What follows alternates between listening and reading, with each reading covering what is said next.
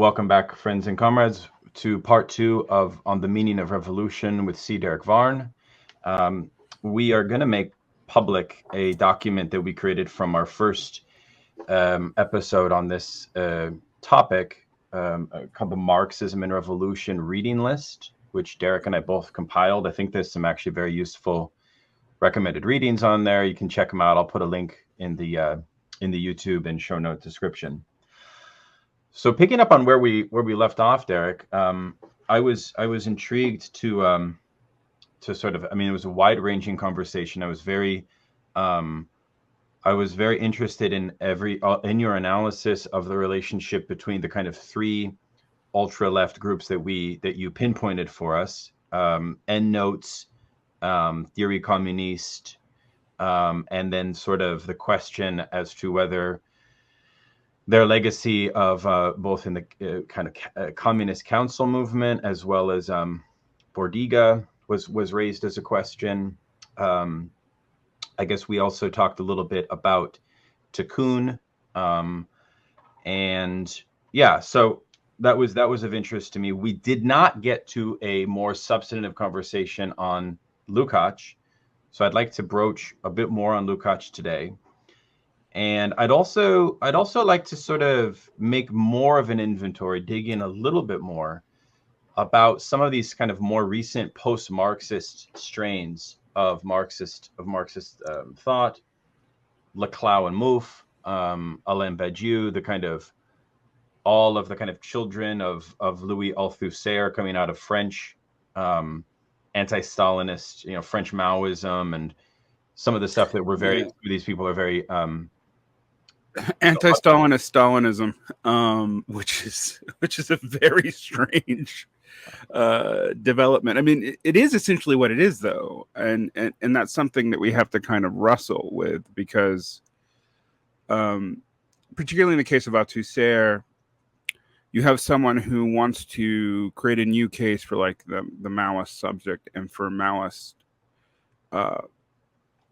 from Mao Zedong thought revisions to classical, not even just classical Marxism, even classical Marxist Leninism, right?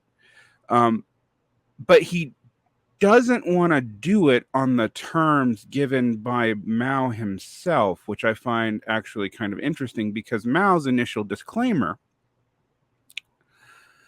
is that the conditions he's describing are conditions unique to China. Are the third world, and we have to remind ourselves what the third world was in the 1960s, because later Maoist internationalist Marxist, which is a movement that develops in the 80s, which kind of comes out of MLM, which is Marxist-Leninism Maoism, reincorporates three worlds theory, but changes the meaning of what the third world is. So in the original three worlds theory, Europe is the second world, as is most of what we might call middle-income countries. And the first world is the United States and the USSR. All right. For obvious reasons, Althusser can't really adopt that. The other thing is Maoism in France, I think, takes on the same character as Trotskyism had in post the 1950s in the US and in a lot of Latin America and in Britain, which is kind of a place for Marxist academics to speak, because they are not constrained by positions held by their formal communist parties or by prior positions held before 1942 with the Comintern, right? So that's the Althusserian legacy, is to try to kind of work around that, and to do that by focusing on late Marx. Prior to him, and I think there's a good book on this by Russell Jacoby called Dialectic of Defeat. There was kind of like two Hegelian Marxisms. There were the Hegelian Marxism of the phenomenology, Lukács, Bloch, Course, And then there's the kind of Hegelian Marxism of the Soviet Union, which is based mostly off the science of logic, which you see in Dialectical and Historical Materialism by Stalin, to a lesser degree, you see it in Bucharin's work, etc. And even when kind of formal high Stalinism is intellectually abandoned, and as a side note, good luck on defining what that actually was, right? Like, depends on the time period we're talking about. The Stalin of 1932 is not the Stalin of 1937. It's not the Stalin of 1942. It's not the Stalin of 1952. But even after like de-Stalinization and the humanization of Khrushchev, that's, you know, Althusser is trying to just get rid of the Hegel altogether. And we have to remind ourselves, Althusser started as a fairly strict Hegelian. That's actually part of something that's largely written out of his life, because all his major contributions intellectually really happen after he abandons that. But, you know, a lot of people think that he's aiming at, like, say, Marxist humanism today, or like Course and Block. And his aim was actually pretty clearly the official French Communist Party and, you know, post-Stalin Marxist-Leninism as upheld by the Soviet Union, and the kind of humanization rhetoric of Khrushchev, right? The issue there, and I think you're right to pick it up as a kind of intellectual forebearer, is you already have a shift in Mao, for reasons that Mao thought were contextual to China's particular period of development and maybe more defensible, from the working class plus the socialist in the kind of merger thesis that even, you know, was even upheld to really even under Stalin, even after socialism in one country, to a mass line front that introduces a bunch of new categories but erodes other ones. So now you have national bourgeoisie who are incorporated against comprador bourgeoisie. Why is that? Because we want to have a kind of bourgeois revolution and a socialist revolution almost simultaneously. And as you know, we talked about a little bit in our last discussion, that under classical Marxism, it's not clear that's possible. Plekhanov and Engels clearly didn't think it was. Marx is more ambivalent, although I think the ultimate answer is no. It can maybe happen. You can maybe bypass the bourgeois revolution step if there are bourgeois revolutions elsewhere that turn into socialist revolutions, and you can join up with that. And so maybe you don't have to go through it. But, you know, that's kind of the Marxian compromise at the end of his life, which Plekhanov writes off and even suppresses. We talked about this before, but this actually is I think we have to like put this French context, both in this Althusserian turn and then later in its Baudrillardian turn, back into the context of the actual political material context of what's going on in communism in France and Italy, because there's a dramatic move, I think, amongst, ironically, people who want to critique academic Marxism, to actually attribute a lot more power to these academicians as causal for these changes, whereas I actually tend to think they're epiphenomenal for these changes. They're actually just trying to ad hoc justify what is already happening, usually in the case of like Althusser, in the case of like trying to figure out how to use this Mao context to critique the official Communist Party of France, which is where you get this like absurd contradiction of anti-Stalinist Stalinism, because in some sense this is anti-Stalinist, in another sense it's anti-revisionist and so pro-Stalinist simultaneously, and it also wants to start to see structures and the state as a lot more absolute than it is. And I as a historical side note, I think French intellectuals are given to this because of the structure of the French state. Like, this is actually a thesis that I hold on to. And this is why I tend to be more on Team Germany, just like theoretically speaking, just because the German state does not have the kind of absolute state pretensions that actually like run through the history of the French state all the way back to the Bourbons. That may be unfair. I sure can't prove it, but it seems like something looming in the background, because with these kind of state-centric views, interestingly enough, and someone like Althusser both overemphasize and underemphasize revolution. And to tie this back into Lukashian stuff, so we can get into that a little bit, and then before we jump off into, the French shift from the Stalinist anti-Stalinism to outright post-Marxism, is that when we look at this and say the problems of reification, the reification essays and the three reification essays in History and Class Consciousness, where even Lukács himself says, like, I conflated alienation, thingification. What's the other thing he says he conflated in the 60s?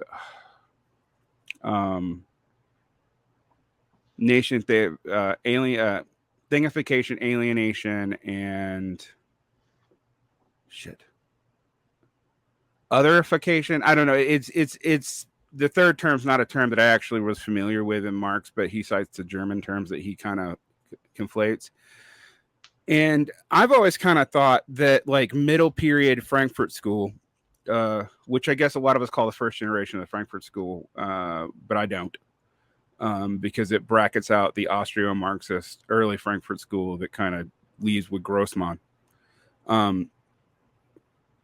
The Horkheimer Adorno Frankfurt School, the way they read reification makes it totalizing, not just because of totality. Like, it reifies every form of social life, and if you take that to its logical conclusion, there is no way out of it, because even stuff like socialist realism doesn't reflect the subject-object backed on itself, because how everything is reified. And I actually do think that's kind of an implication in those first reification essays by Lukács. Like, that is a real problem, and he realizes it.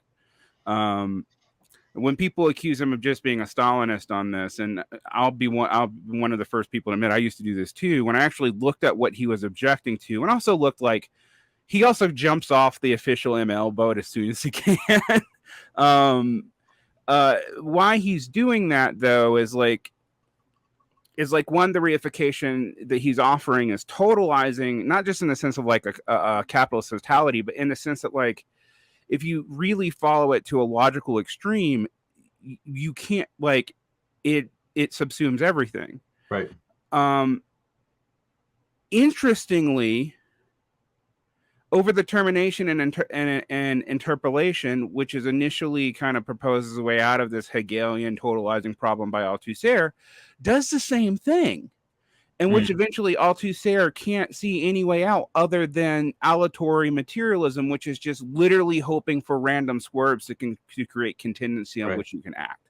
Right. So yeah, this is great. A great line of inquiry. I mean, I think this whole notion of Althusser in the Ideological State Apparatus essay, which is his kind of most widely read work, gives us a theory of the subject, which I think really has to be seen as a kind of early post-structuralist theory of the subject, insofar as what it's really relying on is a conception of the subject as defined through discourse, right? Yeah. So you already see the kind of early linguistic turn, Saussure, Lacan, psychoanalysis. Lacan gets barred from the International Psychoanalytic Association, and who brings him in to continue his teaching but Althusser? Althusser early on starts to develop his own Marxist idea of Lacan's discourse theory. And one of the interesting things about that is that it does end up politicizing the role of the intellectual or the philosopher or the Marxist theorist, because it's no longer about a theory of the subject in relationship to modes of exploitation and labor, and class, but it's actually more of a theory of the subject in relationship to the discourses, and a sort of theory of power vis-a-vis the discourses. Now, at this point in time, academia, I mean, it's almost crude or vulgar to reject the theory of the discourses, because I would claim it's advanced so much since this time. But I think actually that's the kind of work that's probably necessary in order to go back and actually look at Althusser as the kind of godfather or the originator of this very interesting discourse turn. Now, one of the consequences of the discourse turn, and this gets to your point on people blaming intellectuals for the poverty of Marxism, at least as it's a practical form, is that it gives the theorist, because you see it's a theory of standpoints.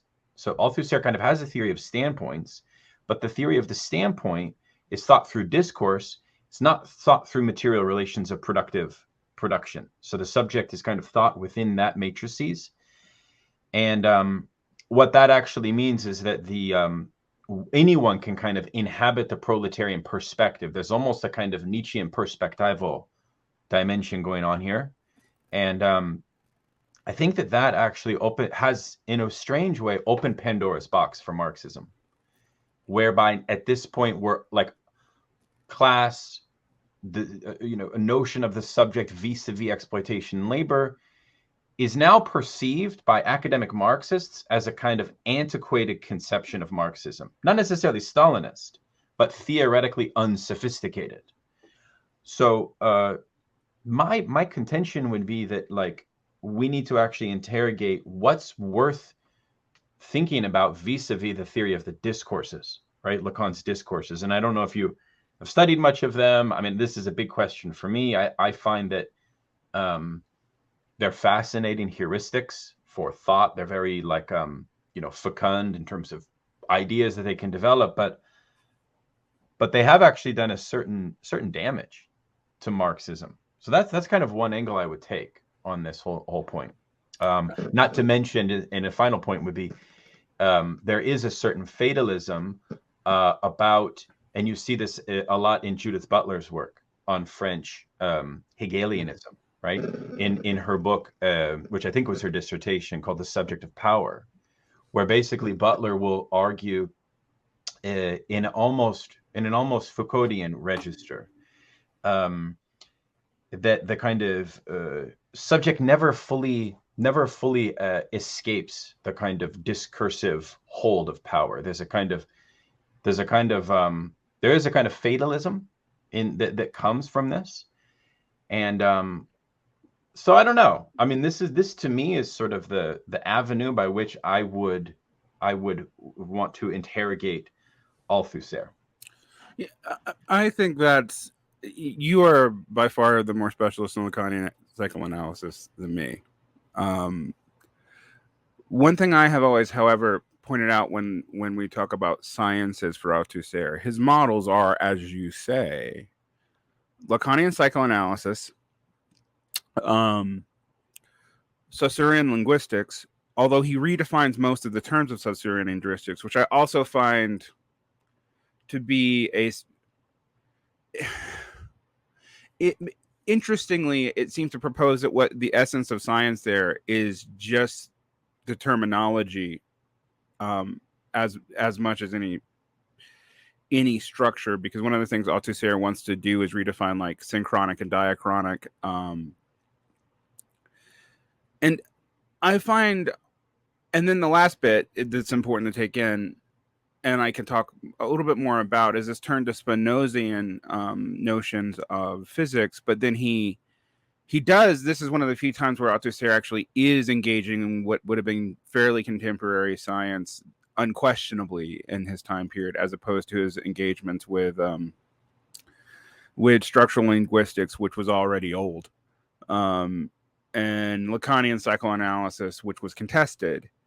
He starts dealing with particle physics, but reading it back through this Spinozian lens that it's interesting, because he's trying to argue against fatalism actually by using what would be a fatalistic model, by saying, well, we were going to remove the teleology and add this kind of indeterminate contingent faction to history, which is how we break out of these cycles of interpolation and the apparatuses, etc. The problem with that is while he thinks it seems to add some agency to history, indeterminacy no more provides agency than hyper-determinate teleological thinking. Like, in some ways, it's not really the out that he seems to think it is. Now, I've been told by a lot of Althusserians that I'm unfair about this. One of the things that I pointed out to people, though, is a lot of Althusserians, when they actually do analysis, they will use the verbiage of Althusser, like state ideological apparatuses and state apparatuses, etc. But they don't actually do Althusserian analysis. They actually tend to turn back to like classical Marxism, but that kind of political economy, or they become full Foucauldians. And one of the things about, the Foucault discourse of episteme and his archaeology is that for Foucault, these are fairly enclosed ways of viewing the world. They're enclosed relationships of knowledge and power. Foucault is actually, frankly, not interested in how they transition. I mean, he'll write about that they transition, but the means for why that might happen is not something he is concerned with for most of his career, which makes him radically different from the Marxists preceding him, because that was the primary thing they're interested in, is not just like, well, we know about modes of reproduction and modes and relations of production and forces of production, right? But why we're actually interested in those is not just to describe society. It's because we believe they're engines of change and how to understand them. The Foucauldian way of viewing power in the world, which reinscribes it, is not interested in that. It's interested in power qua power. And what that means is actually often hard to understand for a couple of reasons, one of which has to do with one of your Betnars, Nietzsche.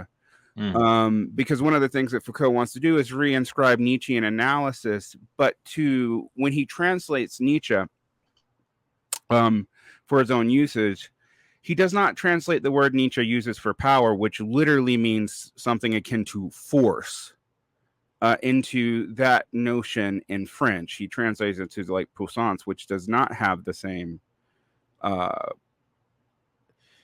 could mean something more like strength or virtue, but it doesn't mean like brute physical domination the way the term Nietzsche uses in German does. I'm trying to remember the exact term in German off the top of my head, but I remember when I was studying this 20 years ago, that like struck me as actually like, well, that's a change in what's meant. Okay. All this stuff gets back to, we have to look at this kind of intellectual genealogy here. Then we have to deal with the discourses that you're talking about in discourse theory.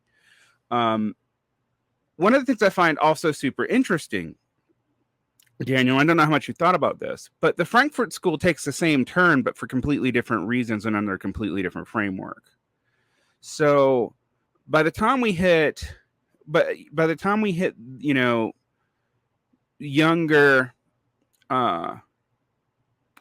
Habermas, we see the influence of someone like Marcuse waning, and we see this turns towards like political discoursality, theories about justice, and whatnot, becoming super dominant in the late Frankfurt School too. It's definitely dominant in Axel Honneth, and you see this orientation away from the Marxist tradition and more towards a like soft Marxist tradition that's in dialogue with people like John Rawls or Amartya Sen or whatever.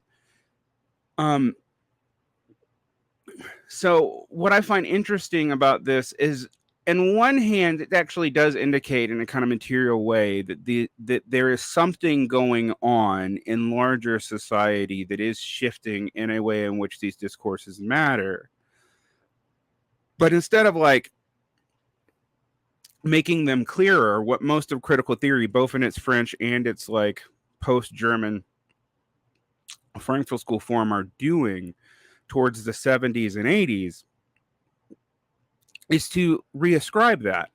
And then I go back and look at the other forms of like, say, post-monopoly capital Marxism. And we can see there, too, a turn towards this. So we see the development of analytic Marxism. From that development, you have a couple of splits into political Marxism, which is kind of a soft attempt to return something like classical Marxism to it. It isn't actually classical Marxism. Someone like Neil Davison will actually point out there are things that political Marxists do that are not in line with pre-1950s Marxism in any form. But that's one attempt. And then you have world systems theory, too, which I think makes a lot of valuable contributions. But one of the things world systems theory does, while I don't think it inherently aimed, and I know in the case of Wallerstein it didn't, to inscribe nations as national subjects, its core periphery thesis actually applies core periphery within capitalist core itself and within capitalist nations itself. So that's not something you can actually critique Wallerstein for, but that's effectively what it's used for. Like, so when people talk, this is the same critique that Postone makes of Arihi and world systems theory in general, which is that they actually have an inadequate theory of capital because they think that capital transitions are fully reliant on nation-state hegemons. Right.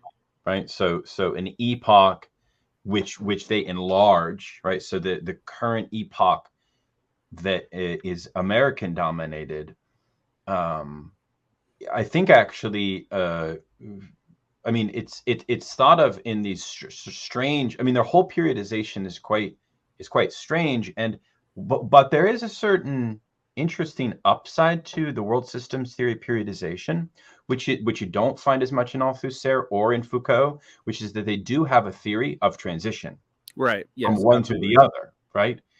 And that actually allows a lot of pretty useful analysis, say, about this kind of, nation state, the transition that's happening right now with China to US and so on. So I mean, there's some upsides there. They have this theory that there's a kind of intervalic period between the transition where they have the rise of kind of a theory of what they call systemic struggles from below, which is pretty compelling. This has led some people like Joshua Clover to sort of theorize that if we take Arihi's theory of post-70s capitalism, we can derive the conception of the primary form of proletarian revolt. And he argues that the primary form of proletarian revolt using world systems theory in the era of what Arihi calls financialization is actually no longer tethered to labor struggles. Right.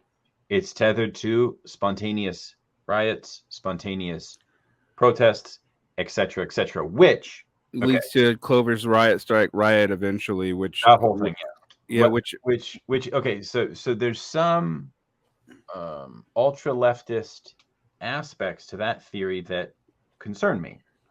But one strength of it, and maybe you agree, is that there is derived from that idea, I think, an interesting historical referent, right? Alain Badiou will say in the early 1990s, looking at this sort of situation of neoliberalism, he'll say that we have lost all of the classical historical reference that Marxists used to tether our form of analysis to, right? However, once the Arab Spring happens, after 2008, Badiou will say, actually, there is now our epoch, the current moment, does now, and this is similar to Arihi, does now have a historical referent, and that historical referent is pre-1848. Right. Why?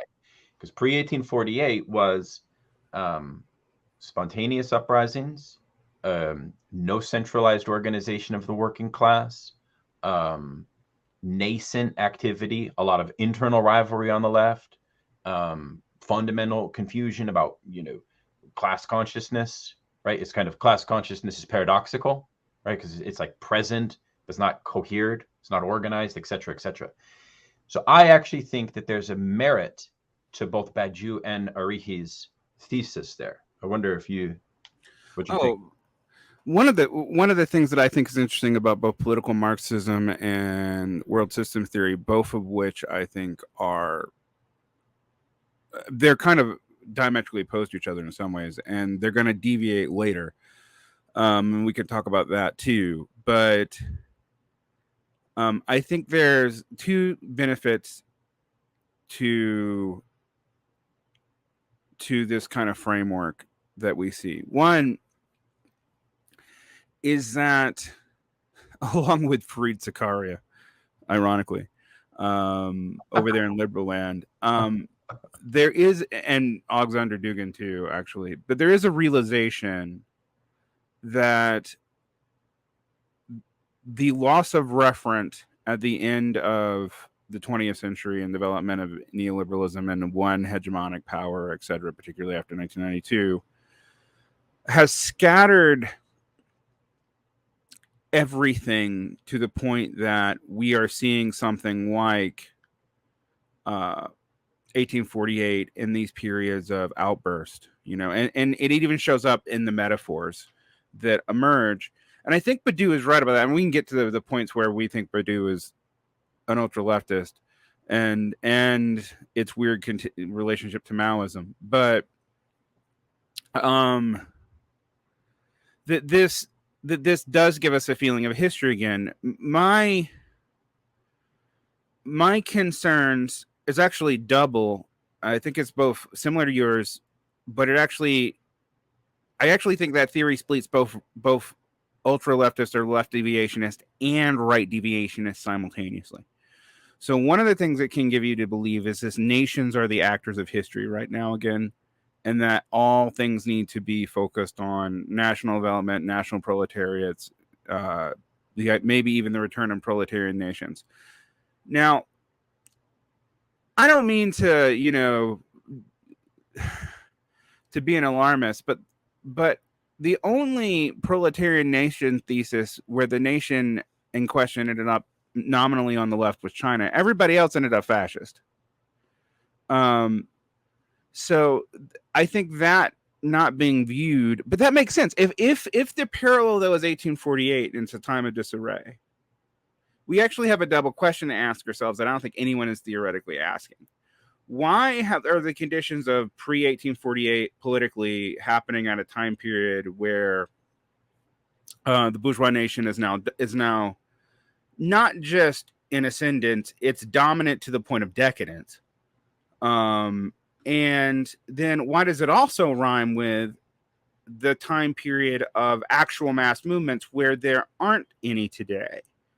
So one of the things we can say, well, okay, this isn't emerging into organization. It's actually doing something else. So we have the Arab Spring, but it's disorganized and falls into kind of basically palace intrigue between factions. Undo it in almost every case scenario. Yeah.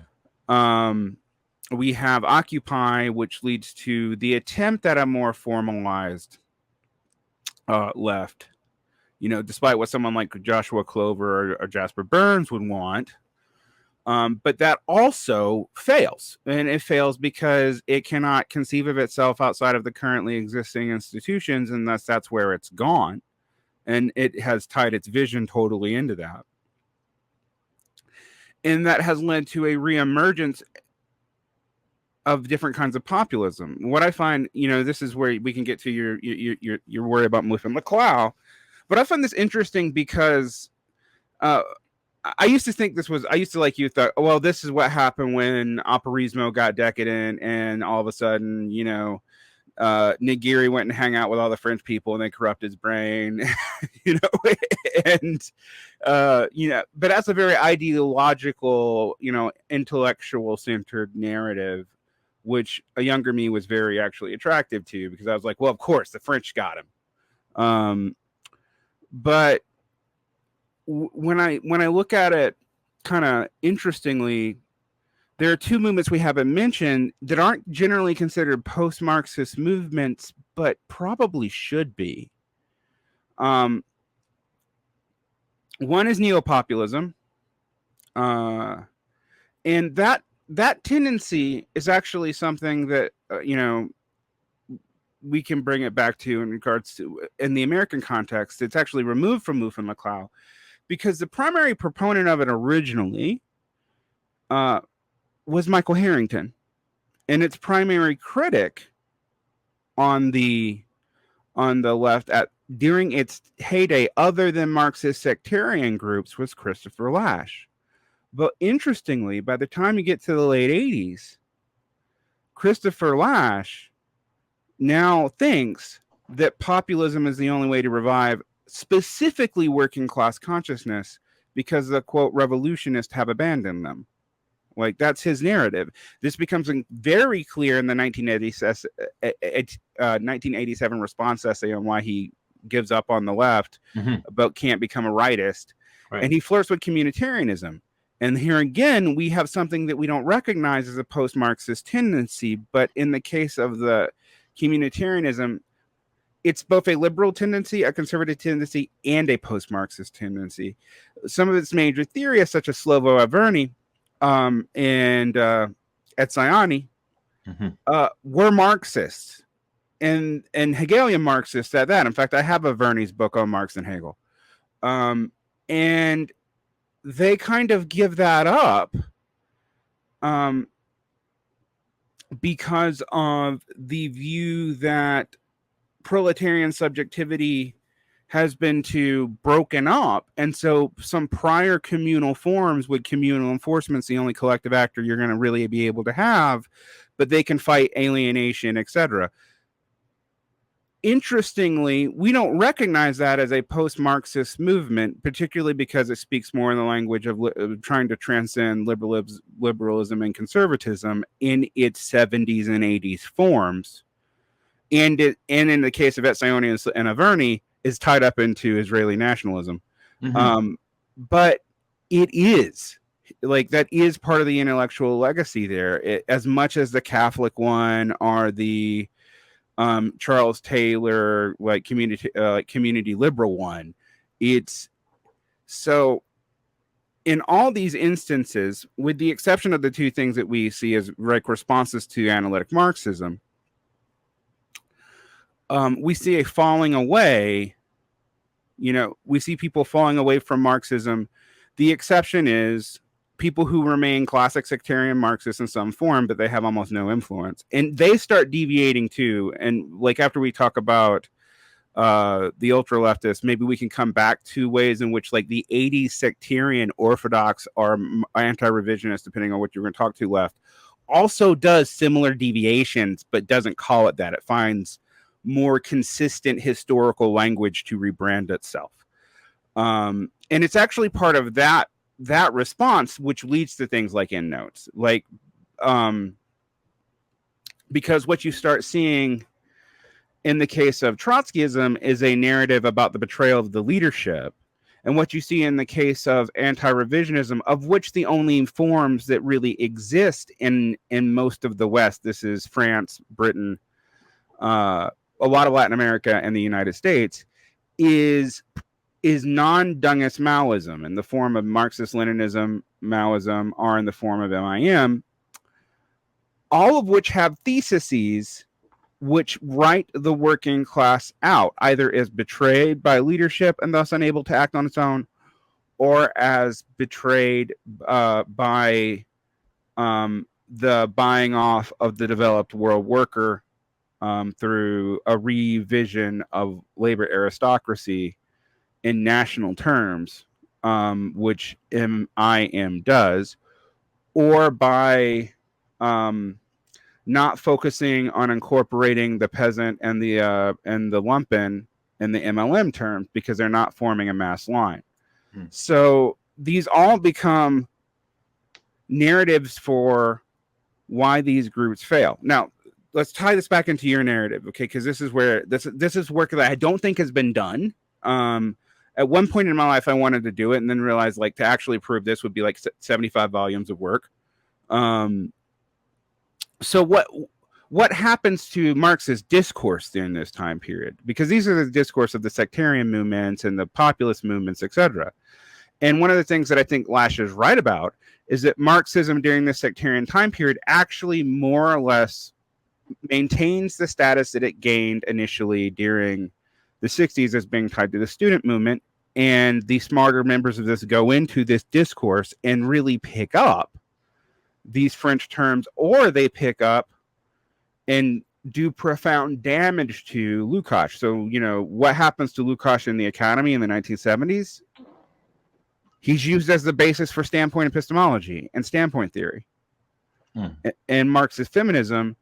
And then very quickly, the Marxist part of Marxist feminism is completely ejected, and this gets tied on to intersectionality theory, which originally comes out of critical legal theory and has nothing to do with epistemological claims.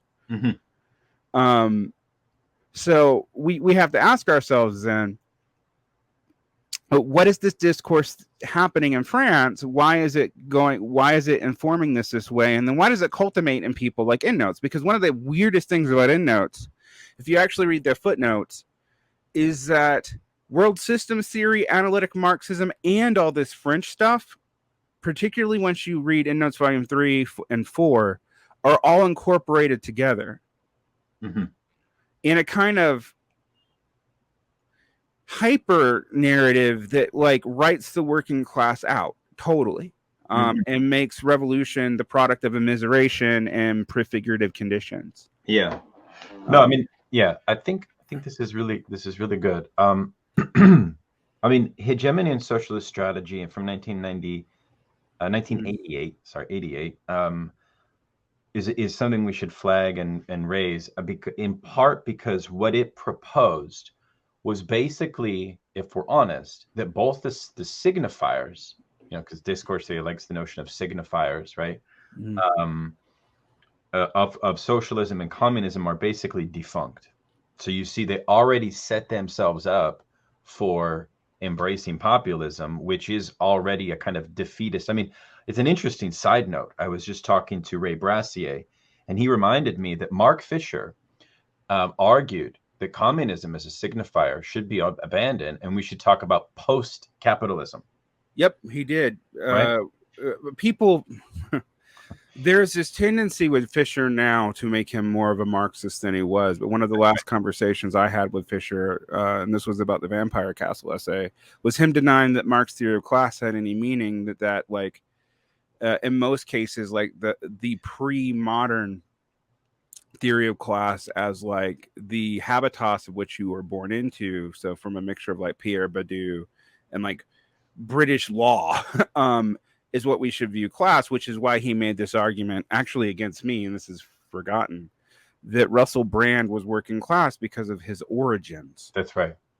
It's a very Bourdieuist. And you know, the interesting thing about the Bourdieuist framework about thinking class is, frankly, you know, there's a lot of merit to it. I mean, there's a kind of strange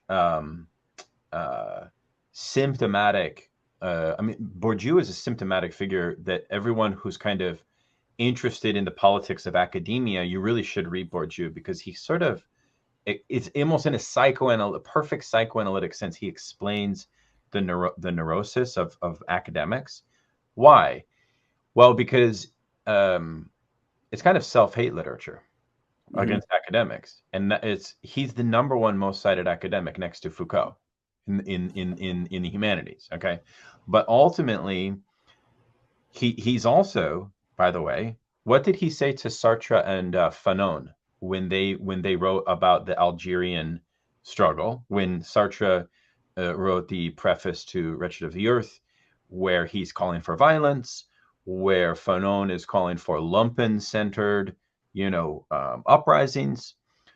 Bourdieu says you've abandoned the Algerian working class. You should be ashamed of yourself. You're operating from the position of fantasy, right? This is foolish. So in a sense, Bourdieu, even though he revises Marx's class theory, he ultimately gives us not a more mechanistic version of Marx's class theory, but almost a more rigid version of class theory.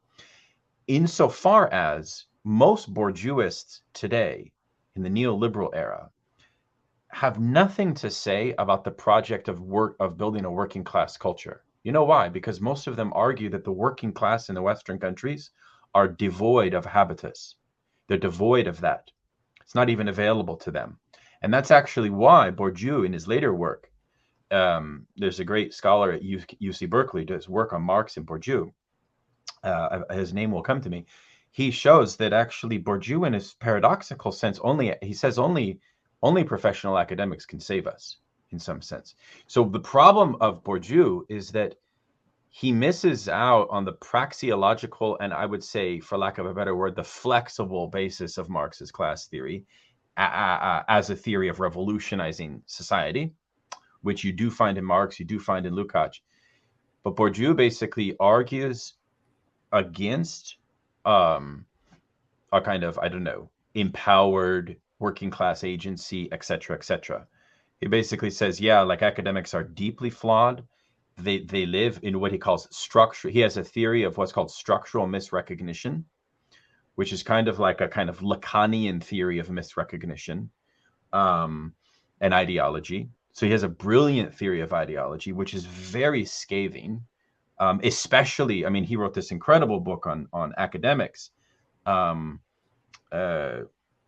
Pascalian Meditations, right? Mm-hmm. Where he basically says, you know, the vast bulk of academic knowledge as we know it is formulated as a kind of ideological residue of a fight for the preservation of academics' own personal leisure time. And it shuts itself off from public concerns completely. So therefore, most of humanist knowledge, he argues, is a kind of self misrecognition of the narcissism of academics. Yeah. So how can Borju be so popular amongst academics if that's his position, right? This is an interesting. I mean, Homo academicus too. One of the things that I was thinking about actually when I was reading Purdue, again, Christopher Lash is going to be a figure that looms over this as a kind of both. He's interesting because he's both a counter tendency and a summation of this tendency. He's like Lash's history of declasse bourgeois and even quasi-aristocratic intellectuals in their relationship to radicalism actually really does mirror in a less theoretically rigorous vein, but in a more historically documented vein, what Pierre Badiou documents in both Pascalian Meditations and Homo Academicus. And I think we have to ask ourselves. We should also add, in a sense, just one point is, in a sense, he is almost like a kind of precursor to Thomas Piketty, insofar as what was his text during 68.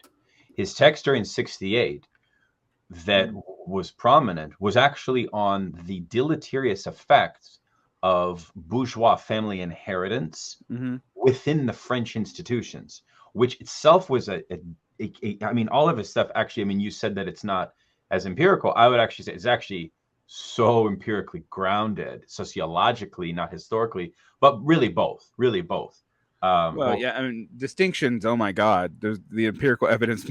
Like, it's just like, I can't read another thing about 1950s, like, French taste as monitored as objectively as you possibly can in like a 1,000-page book. So I guess I'm being unfair. I just think with Borju, particularly in those two works, there is, he's really constructing a theoretical apparatus, whereas Lash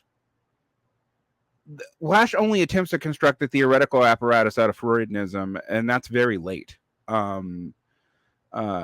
It's actually, it seems like after his first 4 books, Lash actually really, particularly after In World of Nations, that is Revolution Obsolete essay, he has to construct a theoretical apparatus out of neo-Freudianism to kind of deal with this problem, right? But it's actually interesting how most of Lash's books that are specifically about the history of the left and the way that class and radicalism intersects historically, he doesn't have a theoretical apparatus. He flirts with some. He flirts with Foucault's Critique of the Institutions. He flirts with Frankfurt School stuff, but he he finds that the Frankfurt School total abandonment of the working class is untenable to him, which very much comes up in Culture of Narcissism. I guess, you know, we seem to be going all over the place, and one of the things I think that I want people to understand about both of our thinking here is we are watching this development in the 60s where there's all these parallel developments that people aren't putting together. People are not really talking about, like when people go, oh, postmodernism killed Marxism. It's a common phrase I hear all the time. And I have to wrestle with the fact that, like, yeah, but when we look at Laclau and Mouffe, are we not also looking to something similar to Edvard Bernstein? Not because it's a revision that comes out of nowhere, but it's a revision that actually comes out of something very real. So, for example, what Bernstein's revisionism led to was this this objective fact, actually, that until after World War II, that the wage-earning proletariat was not the majority of the population, as was predicted earlier.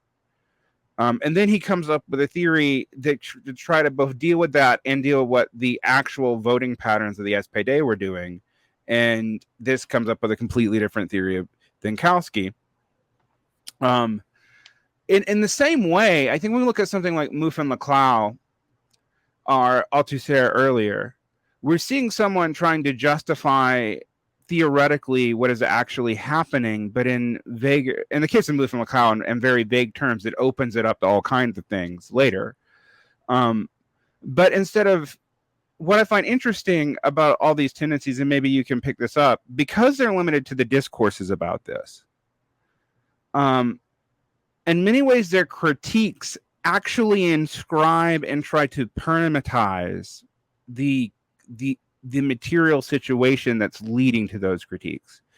So what do I mean by that?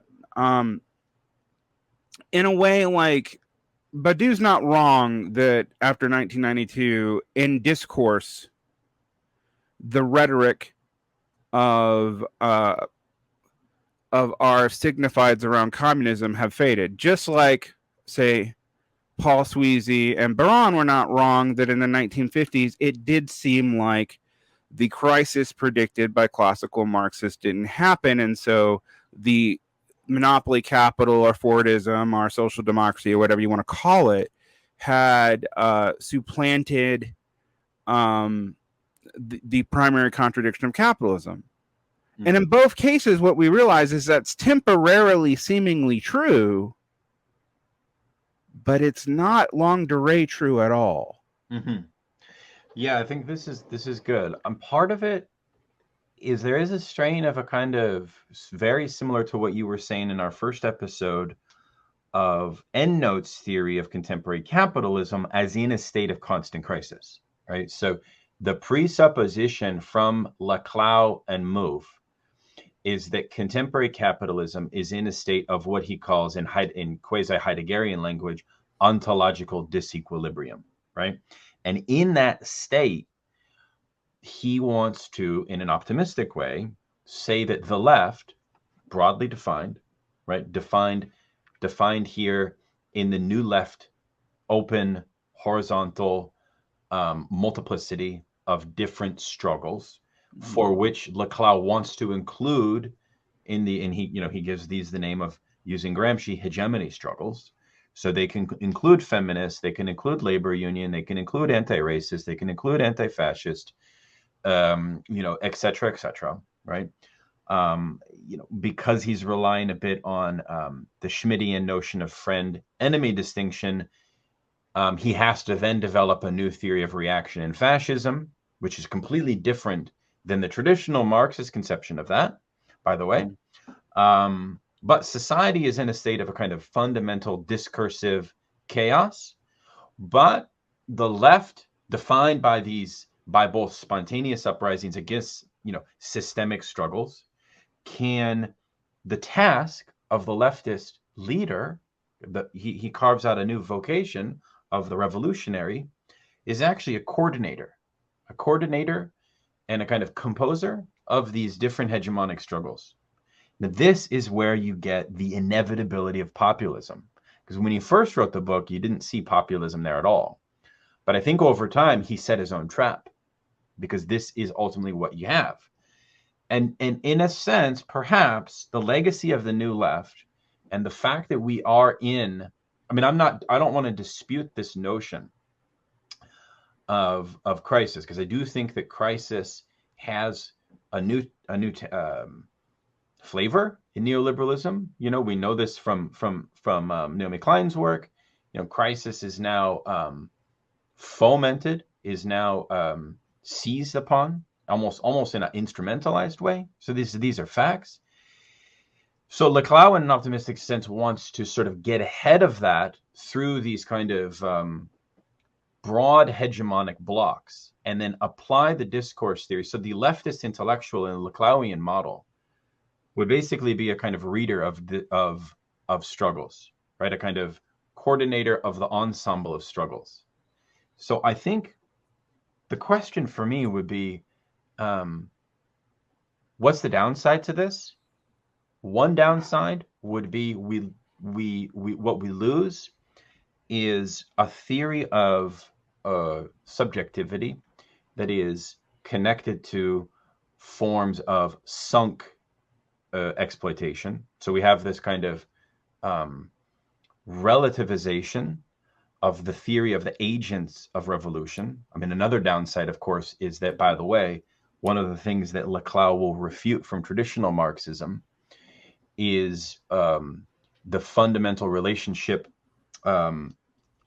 between labor and capital as a contradiction that is worth overcoming. So basically, some have argued that Laclau's entire theory of post-Marxism is basically that capitalism is untranscendable as such, right? And I think that this is a similar position that we find in Hardt and Negri, albeit from a Foucauldian lens for them. Now, we have to reckon with those two forms of thought, both Hardt and Negri and Laclau. Why? Because as we said in the first episode, they've been extremely transformative for the kind of international left, for the millennial left. Yeah. I mean, even say the Gen X left too. I mean, one of the things that I think we have to ask ourselves, for example, how did GJack become a household name other than being funny? Right. Why did I read GJack in 2007? I read GJack in 2007 because it was a response to Laclau and Mouffe, and also by proxy Hardt and Negri. And I read that because I had read Empire and Multitude, and I had read Hegemony and Socialist Strategy, and I had basically concluded that this was a very my initial conclusions were this is a very opaque way to articulate a mass line strategy that also assumes that like class position is irrelevant, and thus how is this not just liberalism again? I'm not quite sure how it's not, right? Like it uses more opaque language. It's not liberal because it's anti-systemic in their view. So its radicalism is a kind of vague homage to a kind of anti-systemic struggle, right? So it has, in the same way that the anti-globalization movement put forward a thesis which was ultimately kind of a little bit too focused on the nexus of financialization without any interrogation of class power or state power, right?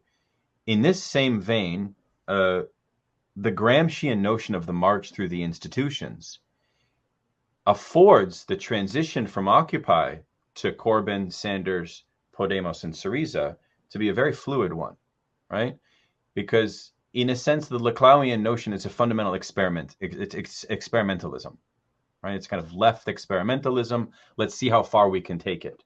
Let's kind of, and you know, the whole thing with Syriza is a case in point.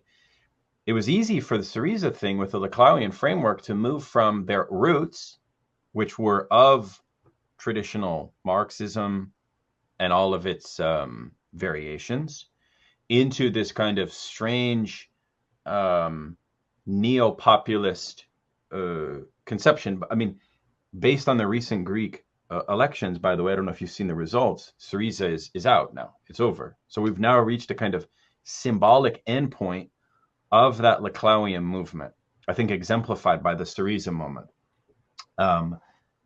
In a sense, is a negative proof of exactly Laclau's proposal, right? So it's sort of coming home full circle. So I don't know. I mean, I don't want to be too cynical about it, because I think that it sees the left's thinking, it's the left's imagination, but I think maybe the better question for us would be, how do we gauge its consequences? Because like one of the consequences is that if you want to argue that we need to rethink the revolutionary subject back into a mode of thinking relations of production in relationship to labor, class, etc., one of the downsides, I think, is that you will get accused of being a class reductionist.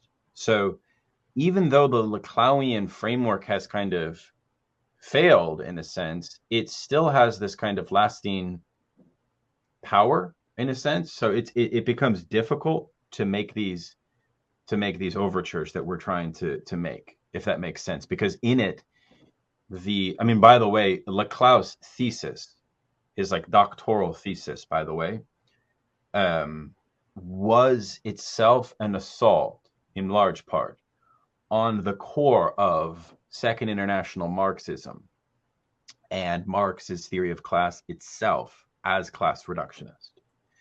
So Laclau has always had it out for what he perceives as a kind of falsely identitarian turn internal to Marx. He has a critique of Marx himself, which I think is very important. It's not a critique of, neoliberalism has brought this on. It's a critique of Marx. And I think that in a lot of leftist circles, speaking as somebody who was recently at a conference on this, that view about Marxism is still extremely prominent. I mean, it may not be as prominent, Derick, amongst like kind of your circle, the people that watch Varn Vlog and support you, but in modern academia, it's still it's kind of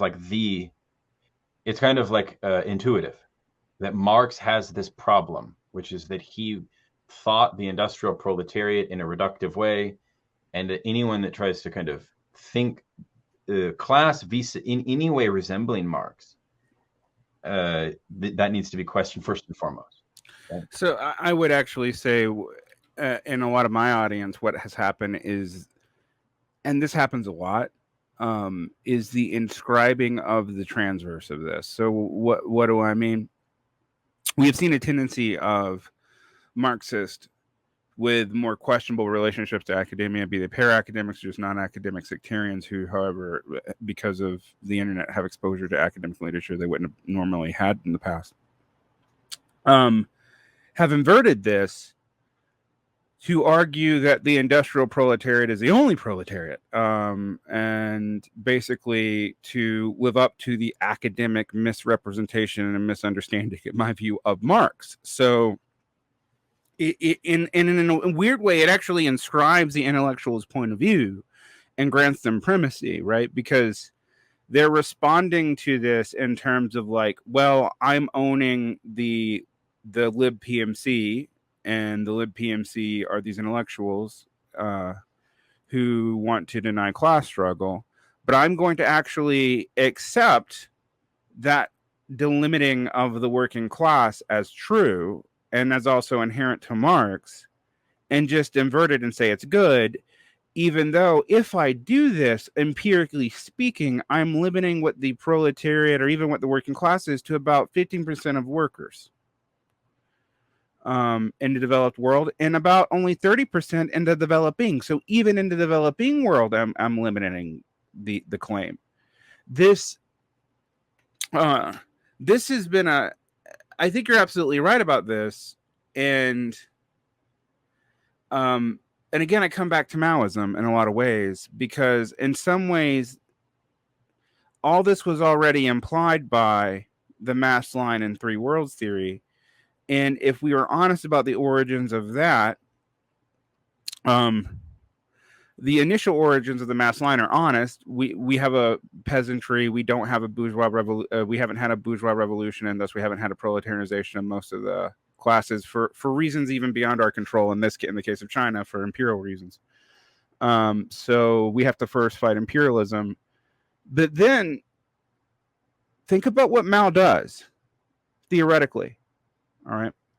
Mao says the primary contradiction is not capitalism. The primary contradiction, the contradiction you must deal with first, is imperialism, which also implies that there could be a capitalism that does not produce Lenin-style imperialism. And maybe we can use that particular form of capitalism as a form of development, although we also have to deal with our bureaucratization problems, etc. Now, this seems so far removed from academia and what you're talking about. And yet, again, the hinge point is Althusser here, because Althusser is trying to write that into a kind of theoretical apparatus, but in a way that would be receptible to French notions of science and French notions of academic rigor. But we know from his actual political orientation that he was more or less a Maoist. And this actual political orientation is replicated into Foucault with sometimes disastrous effects. So, like, Foucault basically, takes an anti-hegemonic point of view. This is why he supports, like, the Iranian Revolution, but he supports it in ways that are not critical of what that kind of, quote, populism, in this terms, religious terms, is going to do to the left that supports it in Iran. Now, if you assume that power is the only struggle and that these class modes are not going to be inherent in this, the populist answer seems easy. But I want to make people profoundly uncomfortable here. Let's talk about the classical definition of the way Marxists view fascism. One, it's a relationship to Bonapartism. But what is the primary sin, for lack of a better term, of fascism according to Marxist theorists? What is it really?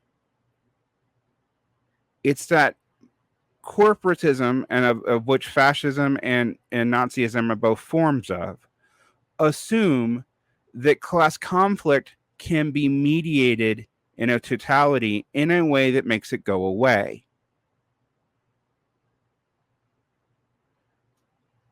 I don't think populism is fascism. I think that is lazy, but it also assumes the same thing. So, well, by the way, I think though that because, So Laclau does not submit to the thesis that class struggle is that which the hegemonic leftist bloc, populist bloc, etc., will do away with. It actually ultimately becomes a bit opaque regarding what the ends of Laclau's theory of revolutionary subjectivity are. In an antagonistic, he basically denies that revolutionary subjectivity is possible because it abandons the friend enemy distinction and thus antagonism, which I actually don't think is true, but that seems to be like something that he says, like, well, antagonism is always with us. There's no end to history. That kind of Hegel view in Marx is eschatological. We have to throw it out. That's right. But interestingly, this is gonna sound crazy, but in terms of politics, it actually amounts to the same thing. Mm-hmm. Okay, if class antagonism's eternal, not because antagonism's eternal, mm-hmm. And there's no way around that, even if we had socialist politics. Yeah. Sure, I might have the view that antagonism is eternal, even in socialist politics. But let's just say that he's also saying this about class antagonism. Then the state is just the contested battle forever of this form. So in a way, it actually ends up, the difference is, instead of the absolute state bringing social peace, it's a fragmented state that sublimates social conflict, but effectively it's the same thing.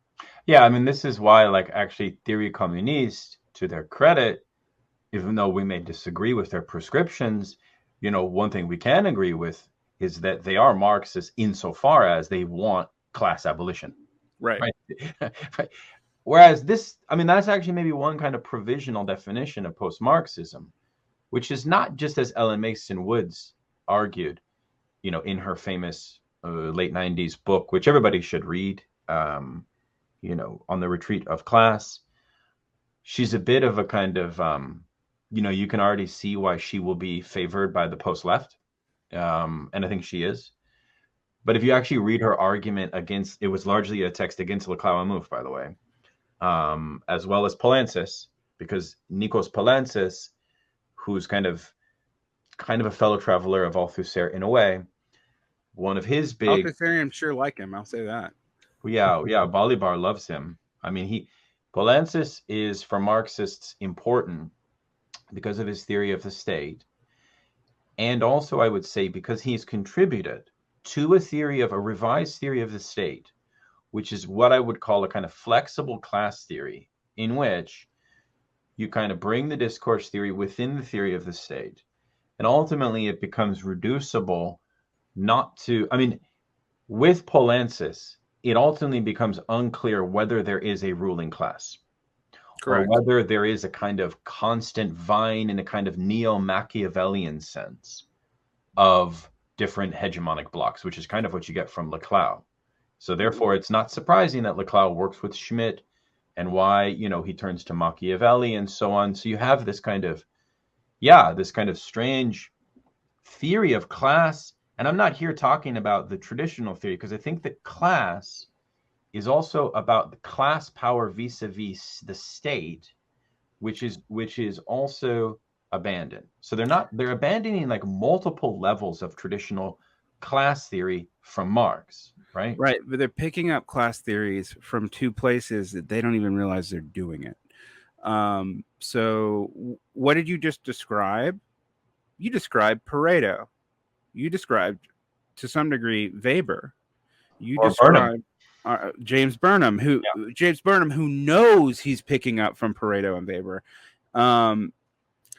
And you described elite theory. Now, I do think Marxists do need to take elite theory more seriously. I guess I was kind of sympathetic to Eric Olin Woods, even though I think not Eric Olin Woods, Eric Olin Wright, at least Marxist with three names, who tried to do that. Tried to okay, we can have a theory we can have like a two-stage theory of capital where we have the working class, and that's a relationship of exploitation, and then we have two relationships of domination. One is oppression outright, and the other is this like kind of competition, status hoarding, oppression.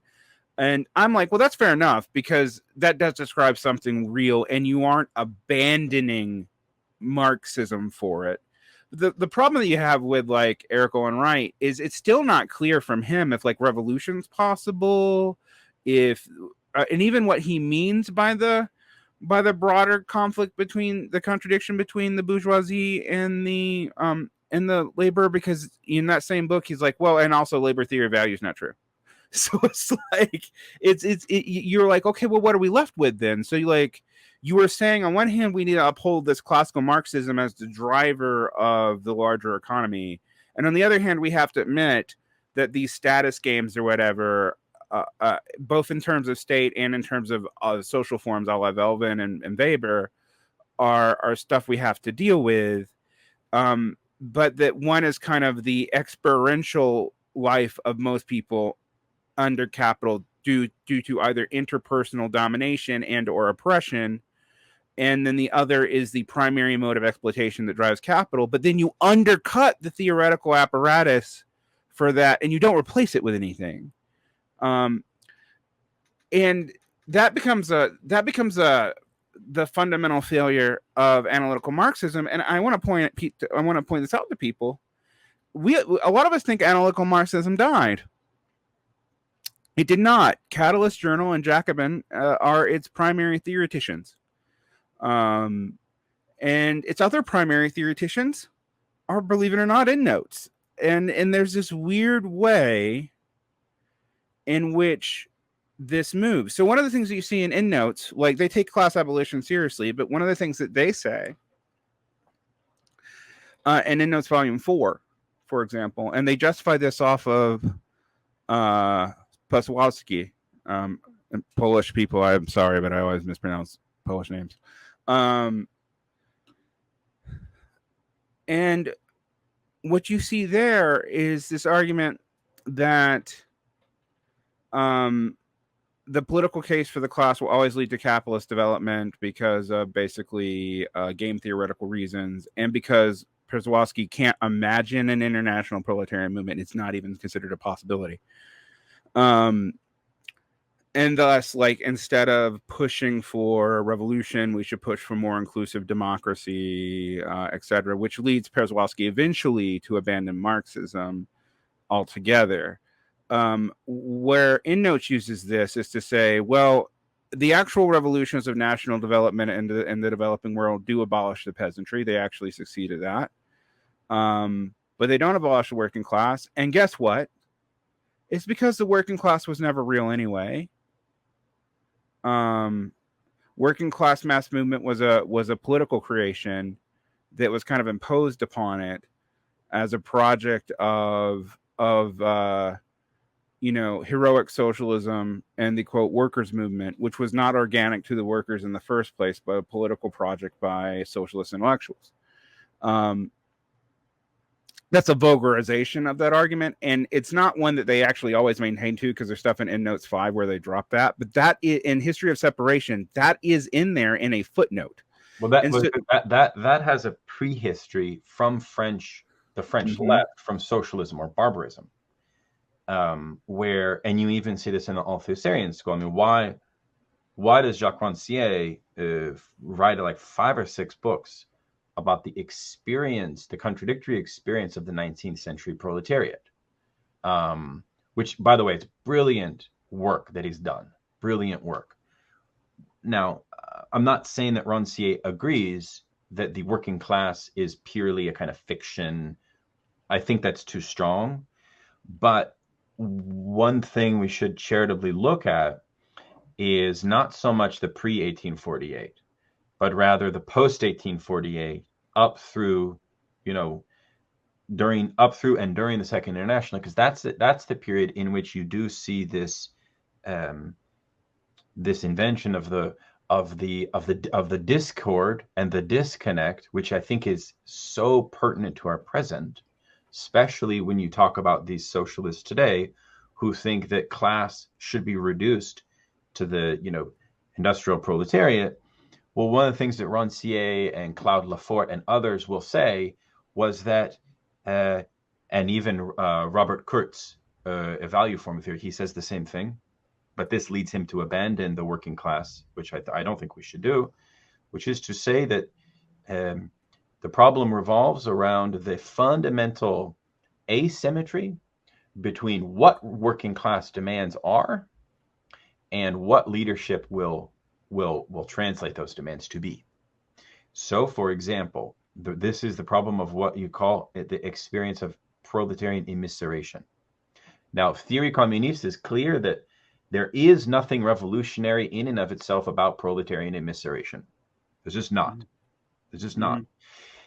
So, a lot of Marxists today probably will say, well, the problem is that liberalism has basically abandoned any concern about the existence of proletarian immiseration.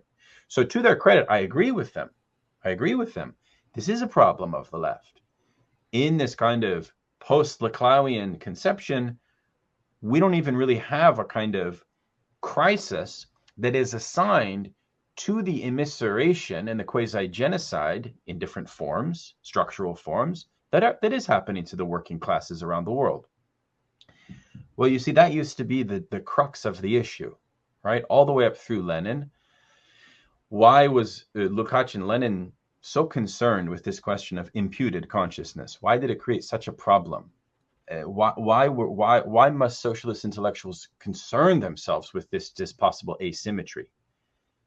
This brings us to the heart, I think, of the Lashian problematic, of the problem of tradition, of the problem of the of all of the kind of conception that the academic so-called revolutionary intellectual will have vis-a-vis their understanding of proletarian immiseration.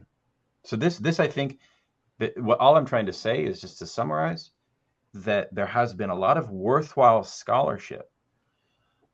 And I'm not necessarily making a conclusion here. I'm just saying that I'm just a reading recommendation. And I can put this, some of these recommendations are in our bibliography, by the way, because it remains an open question. It remains an open question about what that asymmetry, how it is to be dealt with. Lukács never solves it, but he says in 1967, in the preface to History and Class Consciousness, that was the problem.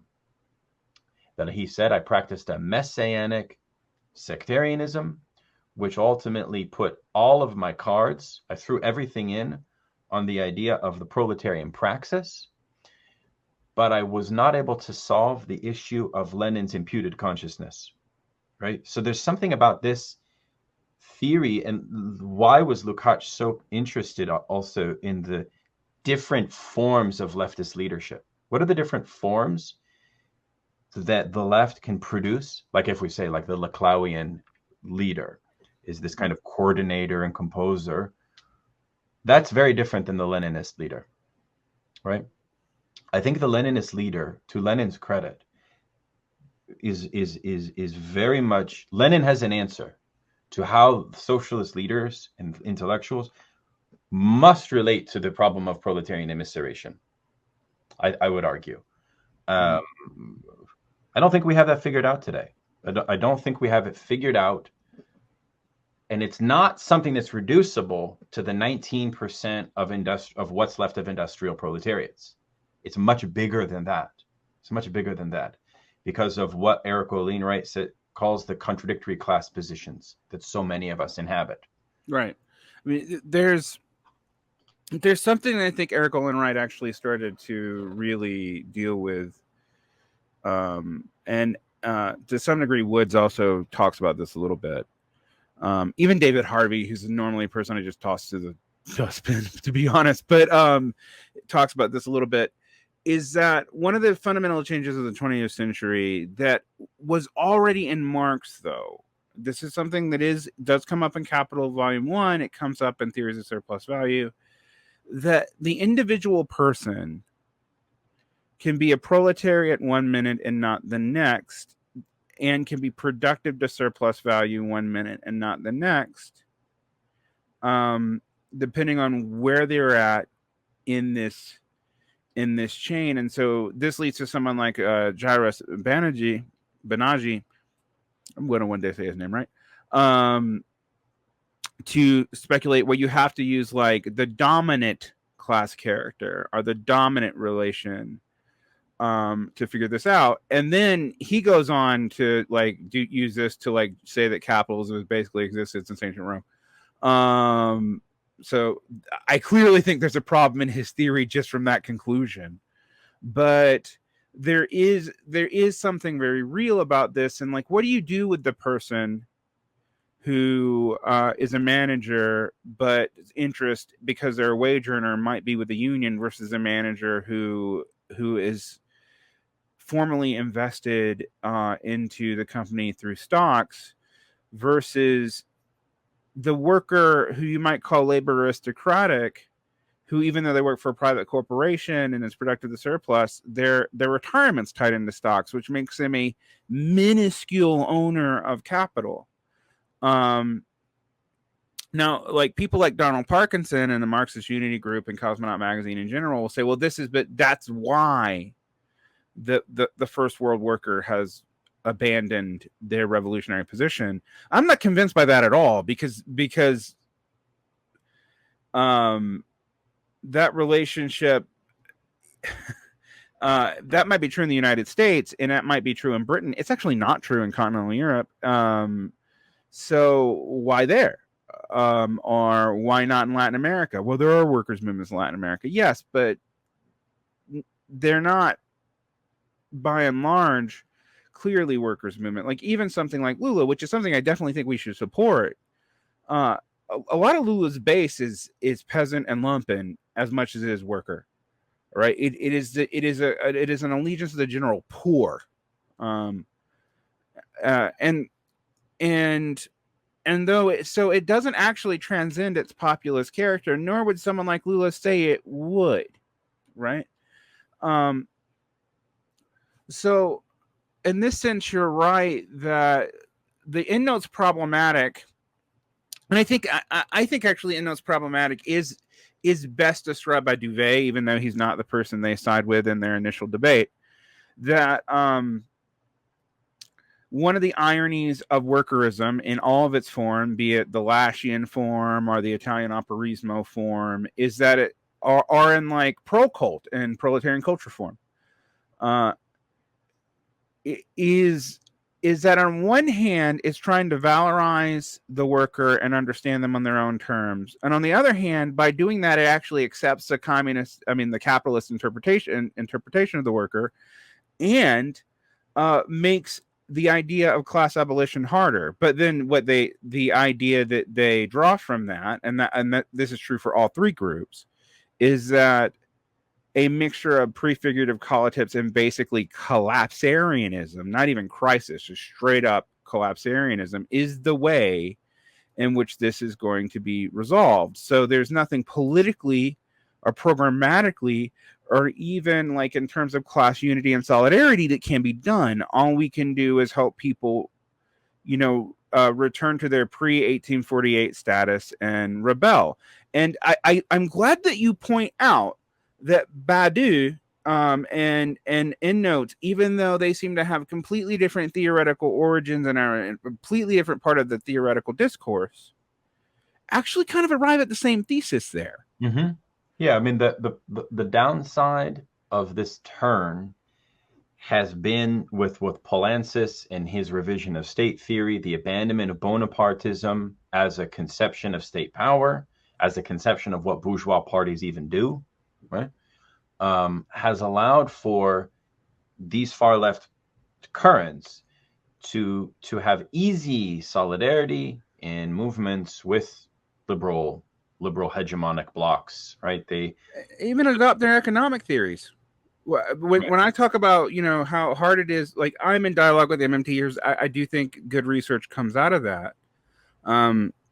But there's this state managerialism that a lot of the Poulantzas and Althusserians take as an eternal given, which makes them sympathetic to like these redistributionist things, while not even admitting, like they might like a lot of these Marxist MMTs like, well, yeah, MMT, because it's just a theory of money, doesn't have a theory of class, but it doesn't mean it's wrong. And I'm like, okay, fair enough.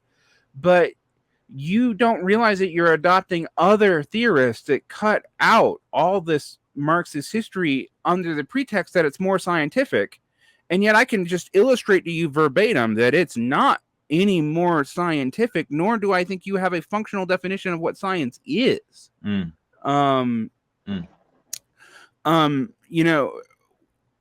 Like what we include and what we include in our numbers and how we include our outputs and how we calculate from that really does have an effect. And the working class is treated in a lot of these discourses as almost epiphenomenal to that, even though these same people will talk about like the need for reevaluating the working class, revalorizing the working class culture, etc. They'll turn against the Laclau and Mouffe that they see, but then they'll accept the same thought that led to it without any problem, so that they can take on other elements that seem more advanced in terms of like how money works or whatever. Now, I actually think, again, Marxists do need to be in better dialogue with this stuff, because there is a sense in which like Marxist inquiry into the nature of money kind of dropped off around 1930. And only a few people have seriously picked it up.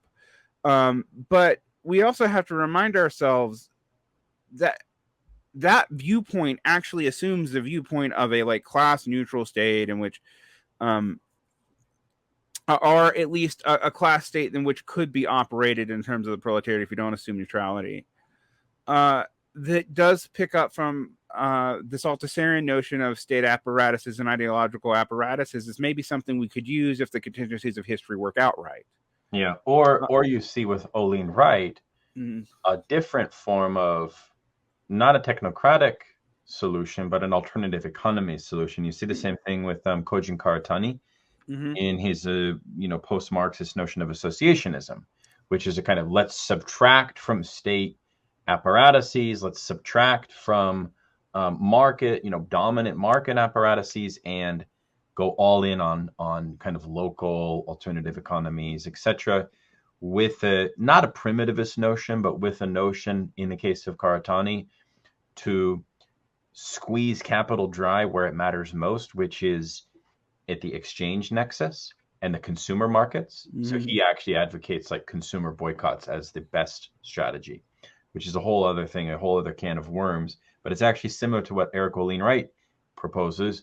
But with Wright, it's a bit of a kind of new left hangover of the commune and this kind of alternative economy thing. I think a lot of that's kind of cockamamie. Yeah, Handel, there's kind of flirting with Handel and Albert, and like participatory economy are other forms of utopianism, and yeah, and I do think, like, I don't want to get in here because it's beyond the scope of evolutions. I do think a lot of that stuff, like a lot of this serious consideration of a post-communist economy, doesn't actually end up being all that serious when you really think about it for very long. Yeah. What I think that's an interesting insight, though. One of the things that you said that we can learn from Lukács is not that he answered the question, because he didn't, and not that we've been able to fully answer the challenge of people like EndNotes, because we haven't been. Even though I think the EndNotes answer or the Josh Clover answer, you can only hope for riots and counter-systemic movements to spontaneously emerge into an organized movement because it, quote, has to. And I literally had an argument with Jasper Burns on Facebook 10 years ago where that's what he said. It's like, well, the crisis will make people do that. And I'm like, yeah. And the organization is what they call the commune. Right. That is a kind of post-apocalyptic, survivalist. Basically implied in their theory is complexity has made this impossible now.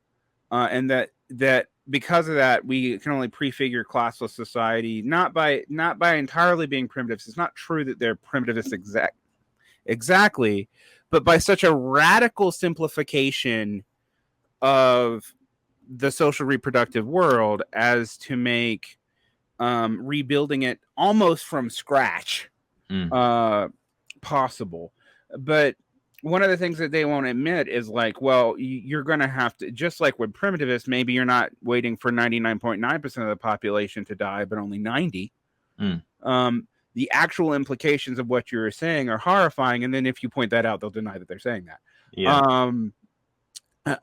But particularly in the theory communiste strain, the role of climate crisis as the instigator of this is interesting, and thus it replaces revolution as the kind of eventual politics in the kind of Badiouian sense that will force this upon us. And thus they're right that, like, well, immiseration didn't do it because immiseration didn't radically simplify society enough. So like, yeah, for them they make this strong periodization claim between these two distinctions in Marx between formal and real subsumption.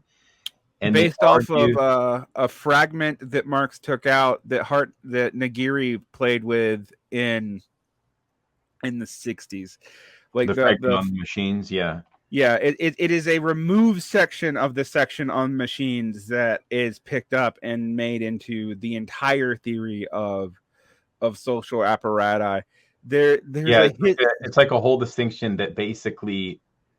It's a bit complex, but I mean, I could try to summarize it. But summarize it up for I could basically try to say that the distinction between dead and living labor, like so the Lukács' notion of of this kind of Hegelian dialectic of subject and object reconciliation is only thinkable because the proletariat has a kind of autonomous position through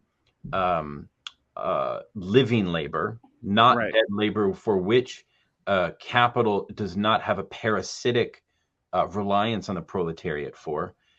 In a situation of real subsumption, the proletariat loses its autonomous grasp on living labor, meaning that the capacity of the proletariat is not actively capable of contesting capital at the site of the factory, at the site of the workplace, etc., because capital has basically removed that autonomous possibility of living labor. So therefore, they say this happened at a certain point in the 20th century, in about the late 60s. And you could say, to be a little vulgar, that at that point, the whole Lukácsian proposal and what they call programmatism is over. It's kind of over. And I was recently in Beirut at this Marxist conference, and we were very much criticizing, because, part of it is that we sort of have to take them at their word regarding the economists that they rely on. And I actually haven't read the economists they rely on. Some of them are Keynesian, by the way. Yeah. But I'm very suspect that in the 1960s or something, we have this magical break where we've entered financialization. The proletariat's capacities are now taken away from it. And we're in this kind of immiseration from which class abolition cannot happen through a dialectical process of its own realization. And for Lukács, remember, there is a sort of outside to reification in his vision, right? There is a kind of, not necessarily a utopian potential, but there is a dialectical process of the development of the realization of proletarian interests housed within a sequence of struggle. And that was his Leninist notion, because Lenin was against the class reductionist notion. The proletariat has to be sort of rationally thought of in a liberal sense as sort of following its own interests. Lenin so this is the rejection of economism, like what is traditionally called economism. Yeah. Yes, exactly. Yeah. So Lenin has a different theory of proletarian interests beyond economism, which is revolutionary consciousness, which is vanguardism. Vanguardism allows for steering the consciousness. I mean, this is imputed consciousness.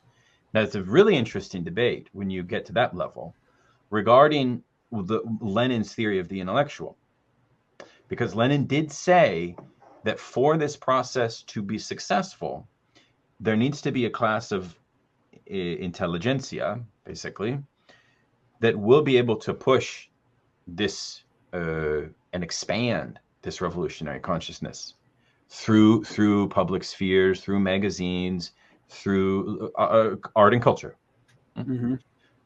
Right? And then we got into the debate last time about, okay, well, what does Lenin say about cultural revolution? And the truth is, this takes us back to his big debates with Bogdanov and prolet cult. Most of the time, Lenin was very much opposed to a theory of cultural revolution. He wanted to keep things much closer in control. Whereas Bogdanov basically said, let's just set the whole thing ablaze. Let's just constantly be doing cultural revolution. I mean, it's a very interesting debate that's worth looking at. But anyways, I don't want to go too far astray from the original point, which is, according to Theory Communiste, we're in this situation of real subsumption, and the consequences they extract from that are very severe, regarding the working class, regarding the proletariat.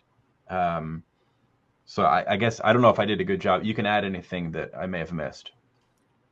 Well, I think, the Lenin conception versus the Bogdanovian conception.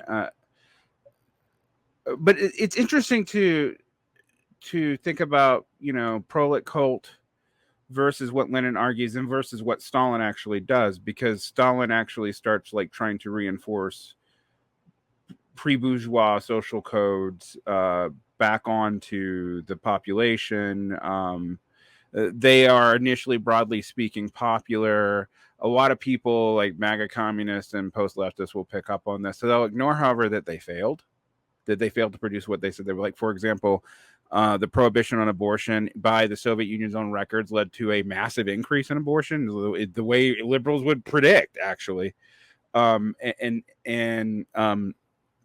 Marriage stability wasn't particularly, it didn't particularly work out that well either. And the reestatement of, a controlled and subsumed but real church actually did contribute to a kind of great Russian nationalism kind of resurging, which ironically becomes more important and more dominant in politics after Stalin's gone.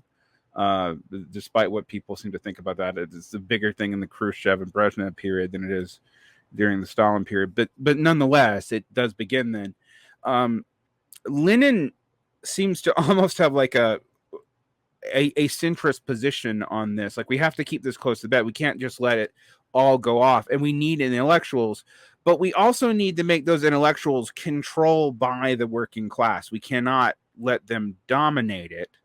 And we also have to keep the peasantry, which is the vast majority of the population, in line with us somehow, and part of this dictatorship of control.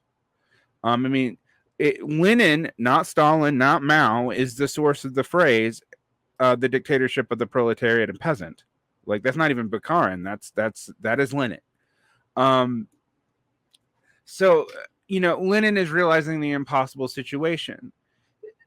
There is, however, a cultural revolution within the Soviet Union, and it actually starts we can kind of start it to at around 1922 and end it probably around 1929, somewhere in there. I've seen a bunch of different, but it wasn't as wild as the Maoist one. Although, like I told you, the Maoist one does have the weird, the kind of dubious distinction of, at least in the countryside, actually trying to do class abolition and actually trying to figure out new ways of accounting for hours beyond currency, and a lot of stuff communists had said they were going to do and never got around to any other time. To take this back to Badiou, because this is part of Badiouian thinking that I find interesting, and Badiou is particularly hard to pin down on this. If you read, for example, his critique of Levinas, you might think he's an anarchist. And in some ways he is, because he takes the Cultural Revolution to, dare I say it, a Platonic conclusion. This is the form of rebellion. This is the form of rebellion in an sense. And also, this is how you fight the bureaucrats. But this is not just how you fight the bureaucrats in the capital. And like Badiou's plays and whatnot, it becomes clear he sees this as a transhistorical thing. Yeah, that's right. No, I just want to say one quick thing. I think that's a really nice point. I was just talking to Ray Brassier about this point, which is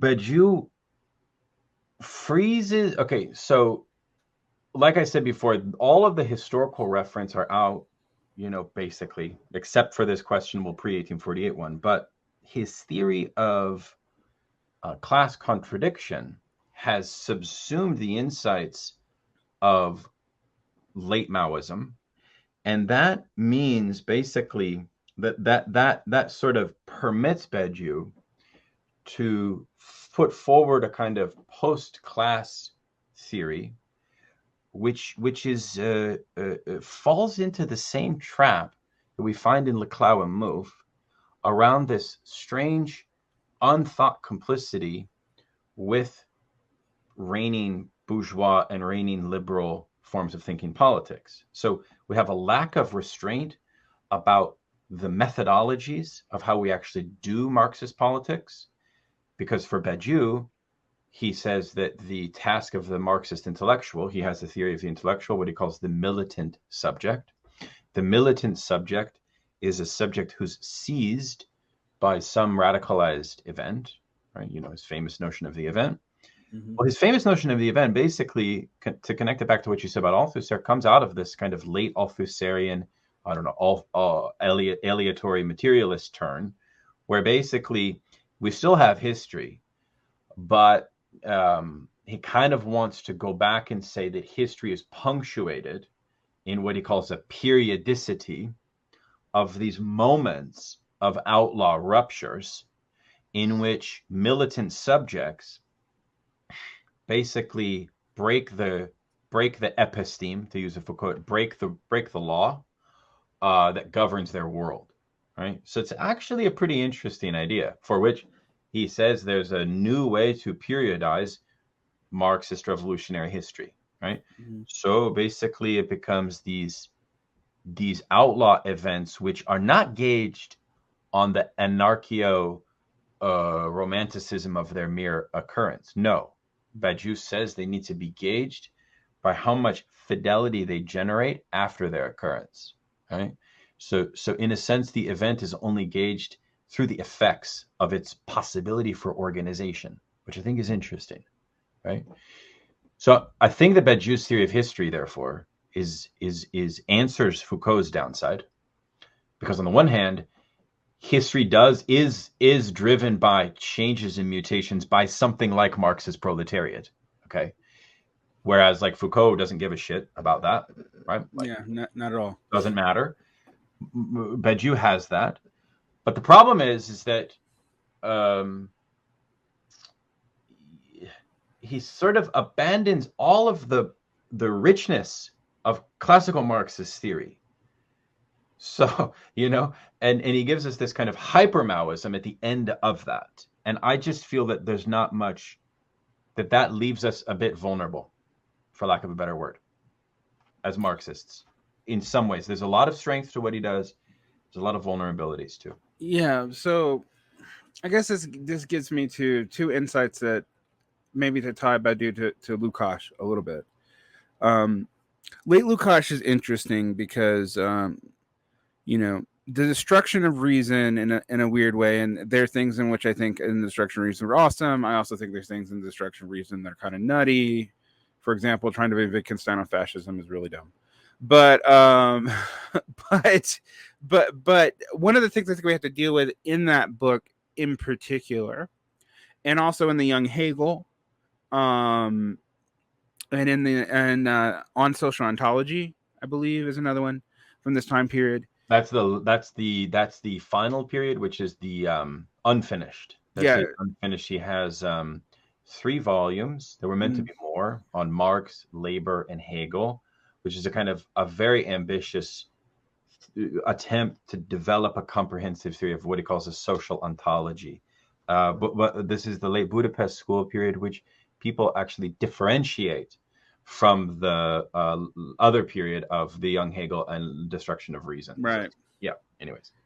I think there's a reason to differentiate that, but I think all this together, however, is still based on this fundamental insight that he has, particularly after 1956, that we have to look at in some ways, God, I'm going to sound like a platypus person for a second, but I'm just going to allow it. In some ways, we have to deal with the fact that somewhere early on, there's been some kind of regression, or at least something that looks like regression. So what do I mean by that? Like maybe after Fordism and after World War II, Bonapartism is actually more written into our society in some way. That is not clear to me, needs to be much further theorized. And also we'll have to figure out which part of Marx and when he uses Bonapartism and which way we're going to base this on. Because I will also say in my reading of Marx, he's not entirely consistent in how he uses that term. Regardless, that there's something now that requires us to just admit that socialists today, even if it's just from their removal from working class struggle because of the results of World War II, and because we have been wrong about crisis in so many key ways, like when it was going to happen. We've made, I've been reading all these essays from all kinds of different Marxists from the 40s, and the one thing you can talk about is all of them talk about socialist inevitability, and after 1951, almost none of them do. Right? It's precipitous how much this, and you can even see it around like the end of 1946, 47, where you start seeing like Hal Draper redefining what inevitability means. In ways that are not totally bullshit, but that do complicate all the initial claims. And And I think Lukash's, last two periods, and like you're more of a Lukács specialist than I am. I have become more familiar with Destruction of Reason. I have started the Young Hegel, but that I sort of now view him as coming to the realization that socialist, even when the Soviet Union was still around and Maoist China was more clearly not integrated into the capitalist world, had somehow removed themselves from working class struggles in the majority of cases, and thus reflect pre-1918 socialist, which is more of a purely utopian enterprise, right? Or a purely concessionary enterprise, depending on where you're going with it. So I think that happened. I mean, one of the things that looms large over this that no one is talking about, even like the Endow's people, is how fucking strong the state is after World War II, and how much, in some ways, the socialist intellectuals just can't look at that obvious fact. And maybe Lukács, in some ways, is trying to. Yeah, I would say that's true. I mean, you see this in his comments on frustrated comments on the student movement, for which he was always very skeptical. He recognized the problem of the new class and the professional bureaucratization of capitalism. He called American capitalism he called a manipulated version of capitalism. So you already see something about the Cold War period as containing a fundamentally different form of capitalism than we had in existence prior to the Second World War. So I agree with you. I think the problem that we've tried to point out in this conversation is how far are you going to go, right? Right. And the problem with Polensis, Laclau, in some cases Badiou, and many others, Negri and Hardt, is they go extremely far, and we are living with the kind of the practical consequences of this stretching. And this was Wood's whole point in her book. The whole point, I mean, in a sense, what she means by the new true, she puts it in quotes, true socialists, was a very simple point, almost a vulgar point, frankly, which was that during 1848, and nobody really talks about it in the Communist Manifesto, although they should, what intellectuals were Marx and Engels referring to under the rubric of the true socialists? And the answer is basically everyone except for them. Right. That's the answer, basically. Includes Feuerbach, includes Moses Hess, includes Lassalle, includes pretty much all of the young Hegelians, all of the utopian socialists, includes versions of Proudhonism as well. Right. So there's a sense in which, yes, they are abandoning, like to Wood's point, that post-Marxism is abandoning for her the notion that the centrality of the working class. Why does it matter? It matters because there is a kind of structural thesis that she reads in political Marxism, which says that working class interests remains the paramount and the centrifugal point by which any Marxist politics can coherently operate. Once you've abandoned that, you have stepped out of Marxism. And the reason that's true socialism is because Marx called all of those thinkers, and this is where Lukács gets the notion of standpoint, by the way. He called all of them, they called all of them basically deriving a theory of socialism detached completely from class. So right. Ultimately, the point was a point about class, but not a point about class in a vulgar sense, in a very interesting sense, actually, which was a political epistemological point, which is your theory of socialism is deriving the truths of socialism from what they call the misty realm of ideas, philosophically, so theoretically. And here you can see Wood basically saying this is what French theory is. So, I mean, there's something there that I think is quite powerful. it does make Marx and Engels sound like class reductionists. I don't think it has to, because Lukács is not a class reductionist. I mean, Lukács' theory of standpoint is a highly sophisticated idea that I think if we think about it through this prism that Woods gives us, it makes a lot more sense. It makes a lot more sense as a sort of a way to tether what Marxist politics, how we prioritize Marxist politics, is what I would say. So, I guess this leads us with something that I would kind of tie this back, and we've been talking about this in the intellectual genealogy, and I kind of, for me, Lukács used to represent everything that was bad in Western Marxism, and I also used to believe Western Marxism was a thing. Now I no longer believe that Western Marxism is actually adherent of a concept. It seems to have been ad hoc put together from trends that happened post World War II, but also exclude people that Lukács directly worked with because he's active in Hungary. Western Marxism is basically those Marxist thinkers in exile in opposition, but actually, as Doug Green has shown, most Western Marxists were not opposed to Stalin. Most Western, including Gramsci and so on, including Bertolt Brecht and so on. I mean, Adorno and Horkheimer are the exception.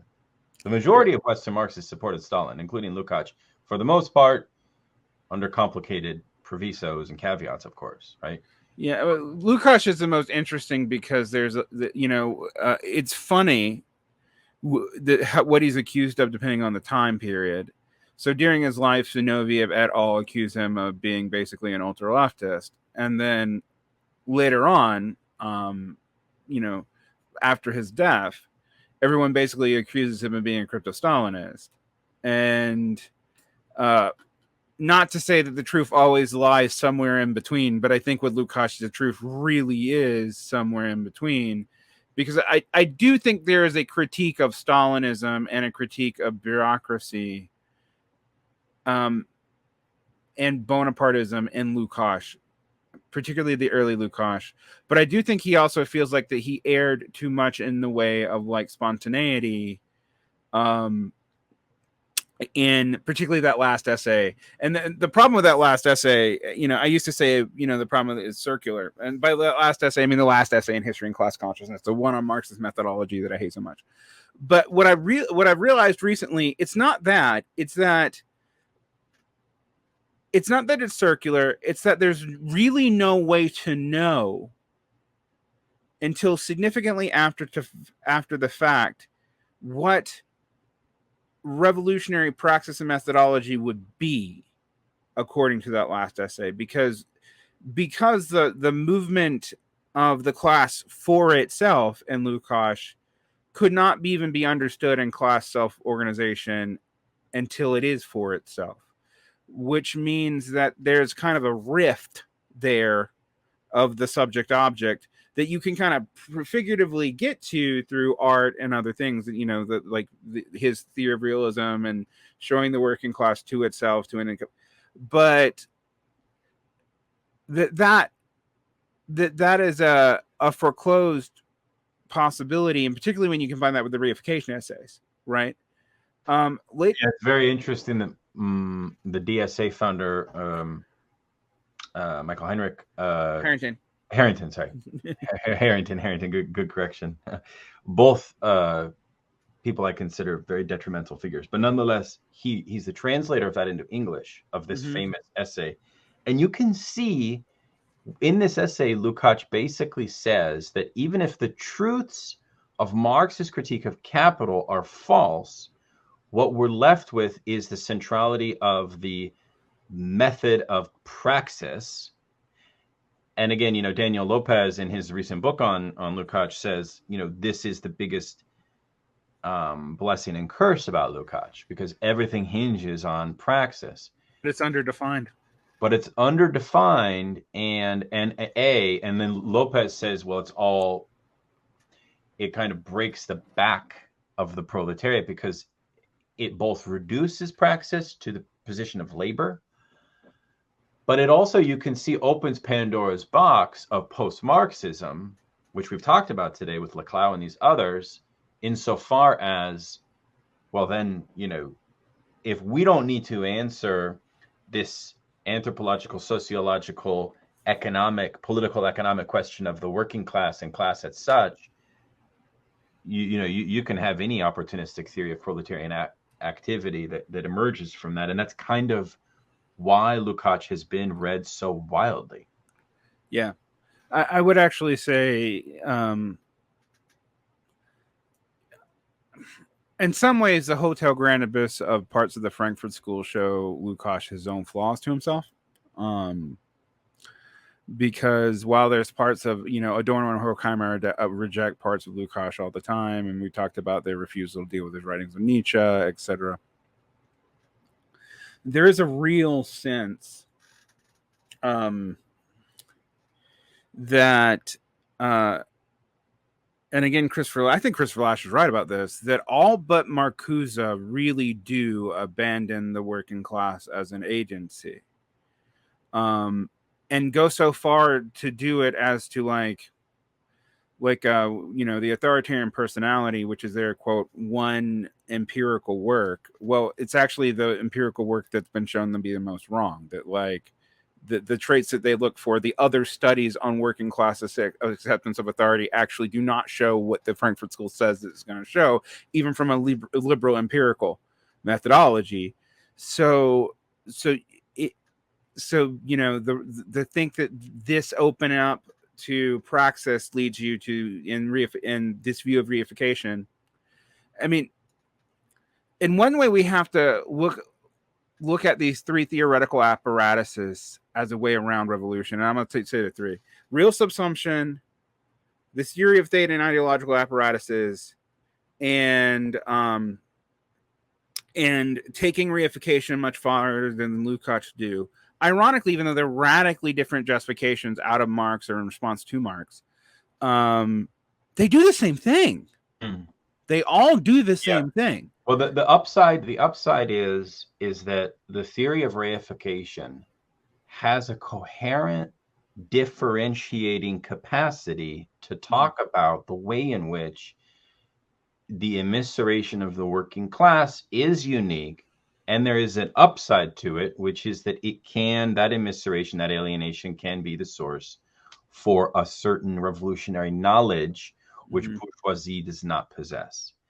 If you take somebody like Postone, what I find is a frustratingly, overly naively universalist theory of impersonal domination, which basically, I know we haven't talked about him much here, but this is relevant here because he has an essay.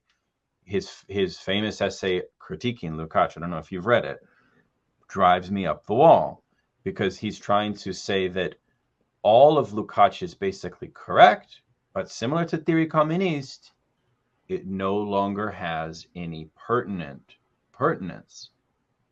You know, again, going back to this theory of what the late 1960s has done, financialization, real subsumption, whatever you want to call it. So my problem with all of that is that what do you do empirically when you face struggles that are now showing, like struggles of our day today, post-2008 struggles, that are showing things much differently? So these strong theses of Postone, of theory communiste, etc., don't really make as much sense. So you see my point? So that's my rub. But yeah, I mean... But to me, like I pointed to you, this is something we've seen for a while because, for example, people holding on the thesis based off of like Sweezy and Barron's monopoly capital thesis even after the 1970s seems bizarre. Like, yeah.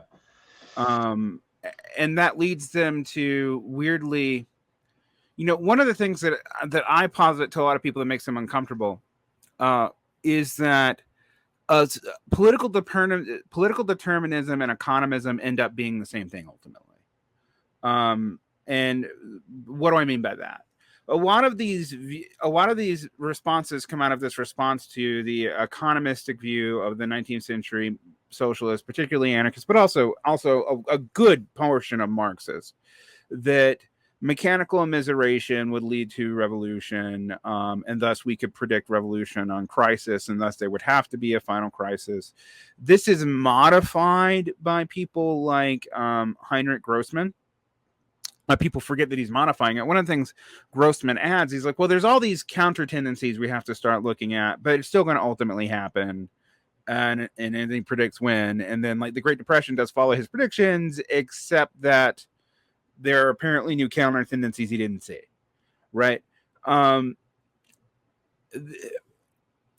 that seems to be fairly simply proven wrong. You are right, however, that Lenin, particularly in his pulling from but dividing from Kautsky simultaneously. So there's a whole lot of Kautsky and Lenin, but there's a whole lot of rejection of parts of Kautsky and Lenin too. And depending on who you're talking to, whether or not they're a sectarian Marxist Leninist or a neo-Kautskist, they're going to emphasize one over the other. But one of the things you see in Lenin is an attempt to be like, okay, we have to have a more complicated view of the relationship of the socialist intellectual, what the party should be doing, and what the working class does, because this economistic viewpoint doesn't happen. Even as Kautsky points out, the idea of it leading to a general strike, which itself would be the revolution which overthrows the bourgeoisie, it doesn't even make logistic sense. Yeah. By the way, Lukács recognizes that this theory, separating it for a moment from the theory of monopoly capitalism and all of those specific contexts you're talking about, Lukács makes an argument that this was actually Marx's debate with the remnants of Blanquists pre-1848.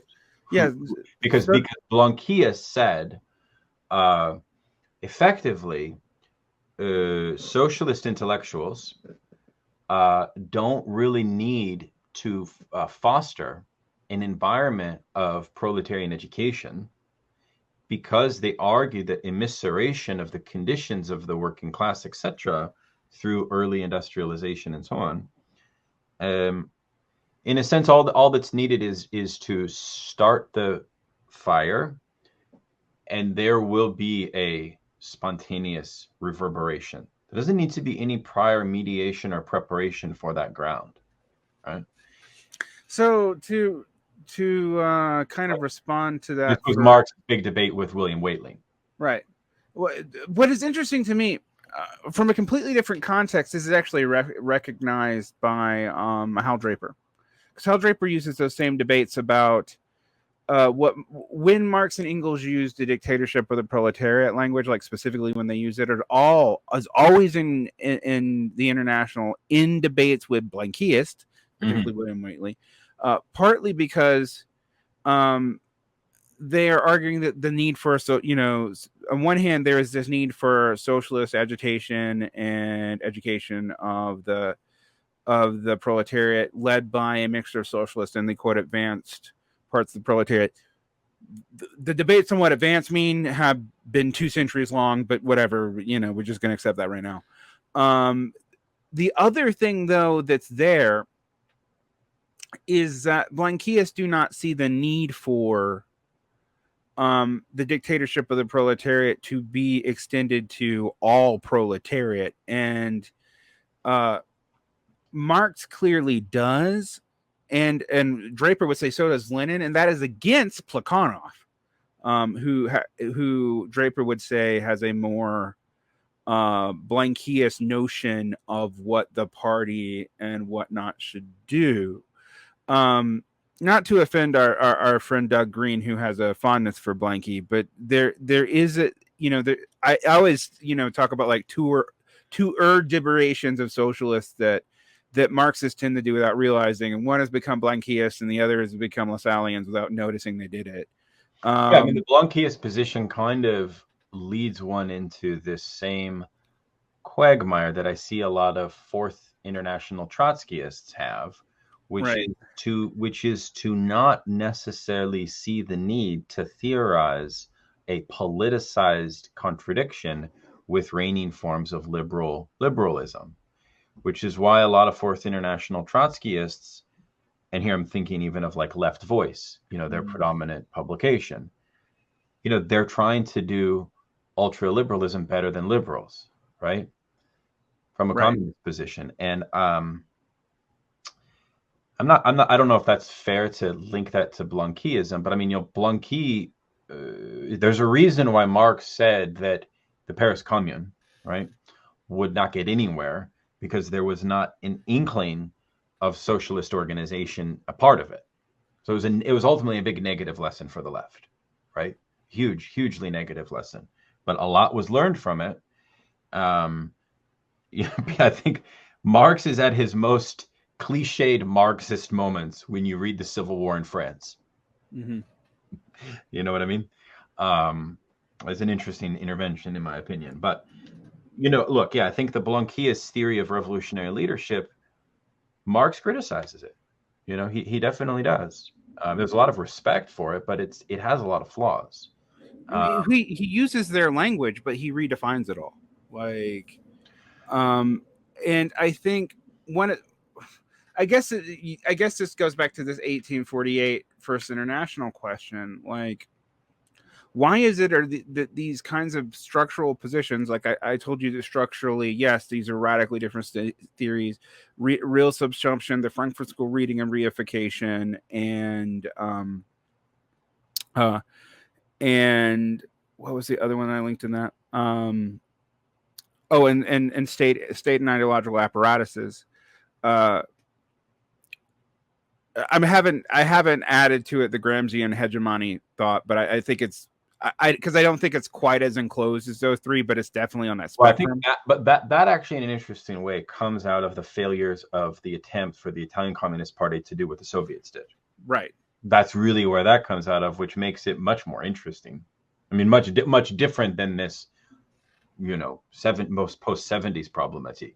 So, well, I mean, I think we have to, when we deal with the post-70s problematique, we have to deal with the fact that a lot of it's coming out of basically, as I said, trying to deal with the French Communist Party's own failures, but in the terms of pulling from this new exciting stuff out of China, which breaks it away from, the European context, but then has all these new categories for which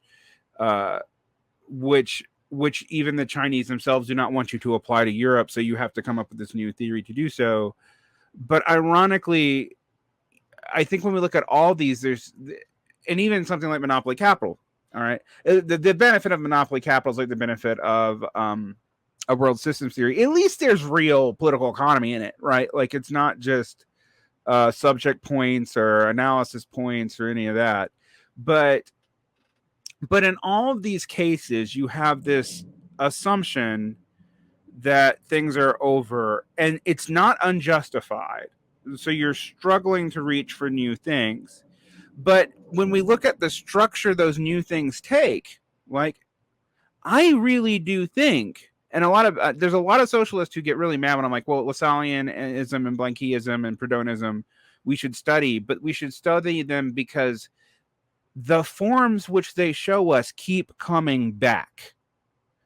And they all assume certain things. right. And most of them have to do with either economistic assumptions of what the working class is going to do, or totally political assumptions that remove the working class as part of the agency at all. That's right.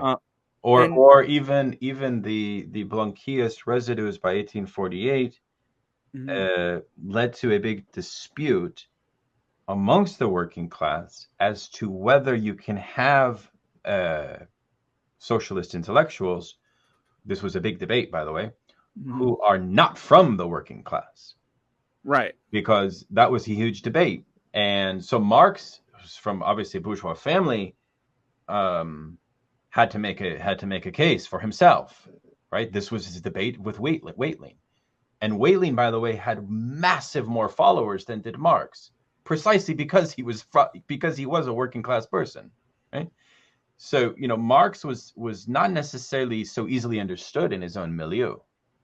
Marx was only understood because his insights stood the test of time as the capitalist system matured and advanced, and he ended up being correct in so many junctures. Well, it's interesting that you bring this up, because liberals and anarchists to this day throw this at Marxists. Well, your theorists are not of the right class position. And one of the things I always say, well, it's like, neither are most of yours either, actually. But beyond that, we don't argue for that.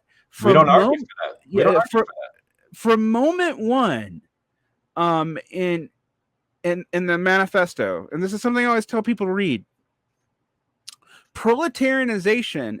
By that, we don't just mean being forced into the proletariat position by economic realities, although that is part of it. There is a second form of proletarianization mentioned directly in the manifesto, that is, anyone from any class can see their future in the possibility of being proletarianized and thus throw their lot in with them politically. Right? Like they have to give up some of their immediate self-interest in their class as an individual. But like class betrayal is a form of proletarianization. If it is class betrayal for the proletariat, which also means that Marx and Engels are well aware that most socialists, not just themselves, do not come from the class that they're talking about. Actually, today is somewhat interesting, because you can make an argument, since intellectia is no longer a really separate class, totally dependent on like a pre-capitalist formation, that there are more intellectuals from the working class now than ever before, at least in terms of origins, if not in terms of their outright class position. That's right. That's right. And so that's true, that they're not. The difference, though, in the post-2008 milieu and the kind of so-called neo-feudal turn and all of that, which I think is questionable, is the fact that those working class origin intellectuals are not represented in bourgeois institutions. That's also correct. Not near as much. But that doesn't take away from the fact that their presence is still real and in some cases decisive. Right. Whereas actually historically, it wasn't that decisive. There's only a handful of Second International Marxist theorists who were from working class origins. Only a handful. Which in my supposition here is, this is why we are not, purely speaking, totally class reductionist when we talk about this. Because while I do think the revolution needs to come out of that a communist revolution, I actually shouldn't say any revolution, because there are other kinds of revolutions, but that a communist revolution would need to necessarily have the vast majority of the working class behind it, and that its key thinkers need to come from the advanced portions of the working class. There's actually this weird Blanquist tendency, not just in anarchism now, but even in sort of like class first Marxism. So a tendency that I want to say I tend to be. I don't consider myself a class reductionist, and I guess, and so there's people who will take that term broadly. I don't, but I do tend to be a class firstist, even though I acknowledge there are severe problems with most conceptions of working classness right now, and what they bracket out and what they don't. Yeah. But let's leave that aside for a second. Let's just say that even though I am this, that there is this Blanquist tendency right now that has gone so far as to pick up categories from the 60s and the 70s to actually bracket people out of the working class based off of habitus, based off of labor aristocracy, etc. And I've even pointed out to people, like, labor aristocrats, even in Marx and Engels, they are actually still part of the proletariat. They just have really bad incentives on where they're going to side. Like, so there's all these new class theories. Mike McNair actually, I think, rightly points out, this goes back to even before, like the New Left, that this is actually something we started seeing in the 50s and Maoism, is to need to find new class theories for positions that you couldn't easily deal with, and who you could incorporate and who you don't incorporate in, like this mass line thesis. And so again, there is this like looming large out of all these discussions, I guess, is the fact that either they have abandoned revolution or they've abandoned working class revolution as the primary means. And that may be for historically contingent reasons, originally very much rooted in the development of Russia and China and their specific place in the quote world system or whatever. Definitely in their specific place in like the imperial capitalist system. But that's been naturalized somehow, even in places that are nowhere near those conditions. And so from moment one, you know, this is a conservative interpretation. Like the conservative liberals will throw this at you. Well, World War II proved Marxism wrong, and everything after that is basically a concession to the working class not doing what you want to do. And I don't think it proved Marxism wrong, but I actually think the second part of that may actually be kind of true. That most of what Marxist theory is doing is trying to rationalize the immediate conditions of things that did not happen in World War II and thus normalize them forever with new theories around that. And the interesting thing about Lukács as our way to approach revolution as a way around that is Lukács is struggling with this, and I think we can say he doesn't actually come up with a completely satisfactory answer, but he does realize the problem that all these other answers lead to. So you start leading, you either abandon the class or you take an economistic view of the class, but then you have to continually explain why the economistic predictions don't happen. And that leads you either to overuse the concept of false consciousness, and just, you know, think that all things proletarians might do or working class people might do is because of false consciousness, or to overuse these other concepts, these more like theoretically advanced concepts, but that basically indicate that there is no way out of this current situation except for either some event which you can't control and only can recognize in hindsight, or through mass populist new configurations based on something other than exploitation. Well, I mean, I think Lenin's whole point that revolutionary theory matters in the intervallic moment between a material advancement in the class struggle. By that, all we mean is a moment in which the working class coheres a homogeneous sense of its own agency as a catalytic in a sequence of struggle. It's at that point that revolutionary agency or theory matters. It's at that point that it matters, and then where political economy matters, right? So for example, if we analyze contemporary struggles from what's happening on the streets of France today for the anti-racist piece, from what happened 3 weeks ago against the pension reforms, to Starbucks unionization, to public service unionization, to the early instigations of the Ford insurrection and the first round of BLM riots, etc. So what's the political economy theory? Is it labor power? Well, it's not labor power in some sense, because the class position across those struggles is too heterogeneous to rely on that alone. But there needs to be a coherent, unified theory that links these strange uprisings into something more coherent across them, that can also do the work of a class consciousness piece that would connect a coherent theory of Marxist education across these struggles. That's when you can start to talk about something revolutionary and theory actually having stakes, I would say. That's when you can really, and that's work that people can do, and it can happen. And even perhaps, and we can end maybe on this, the Laclauian theory of hegemony and the coordination of these diverse struggles perhaps does have a bit of merit if you accent it, which is something Laclau didn't do, with some of these more classical political economy modes of analysis through Marx. You know what I mean? Yeah. There could be a way in which he gives us something. because we do need to convince the liberal identitarian struggles in all of their richness and heterogeneity and their passion and their desires, which are real.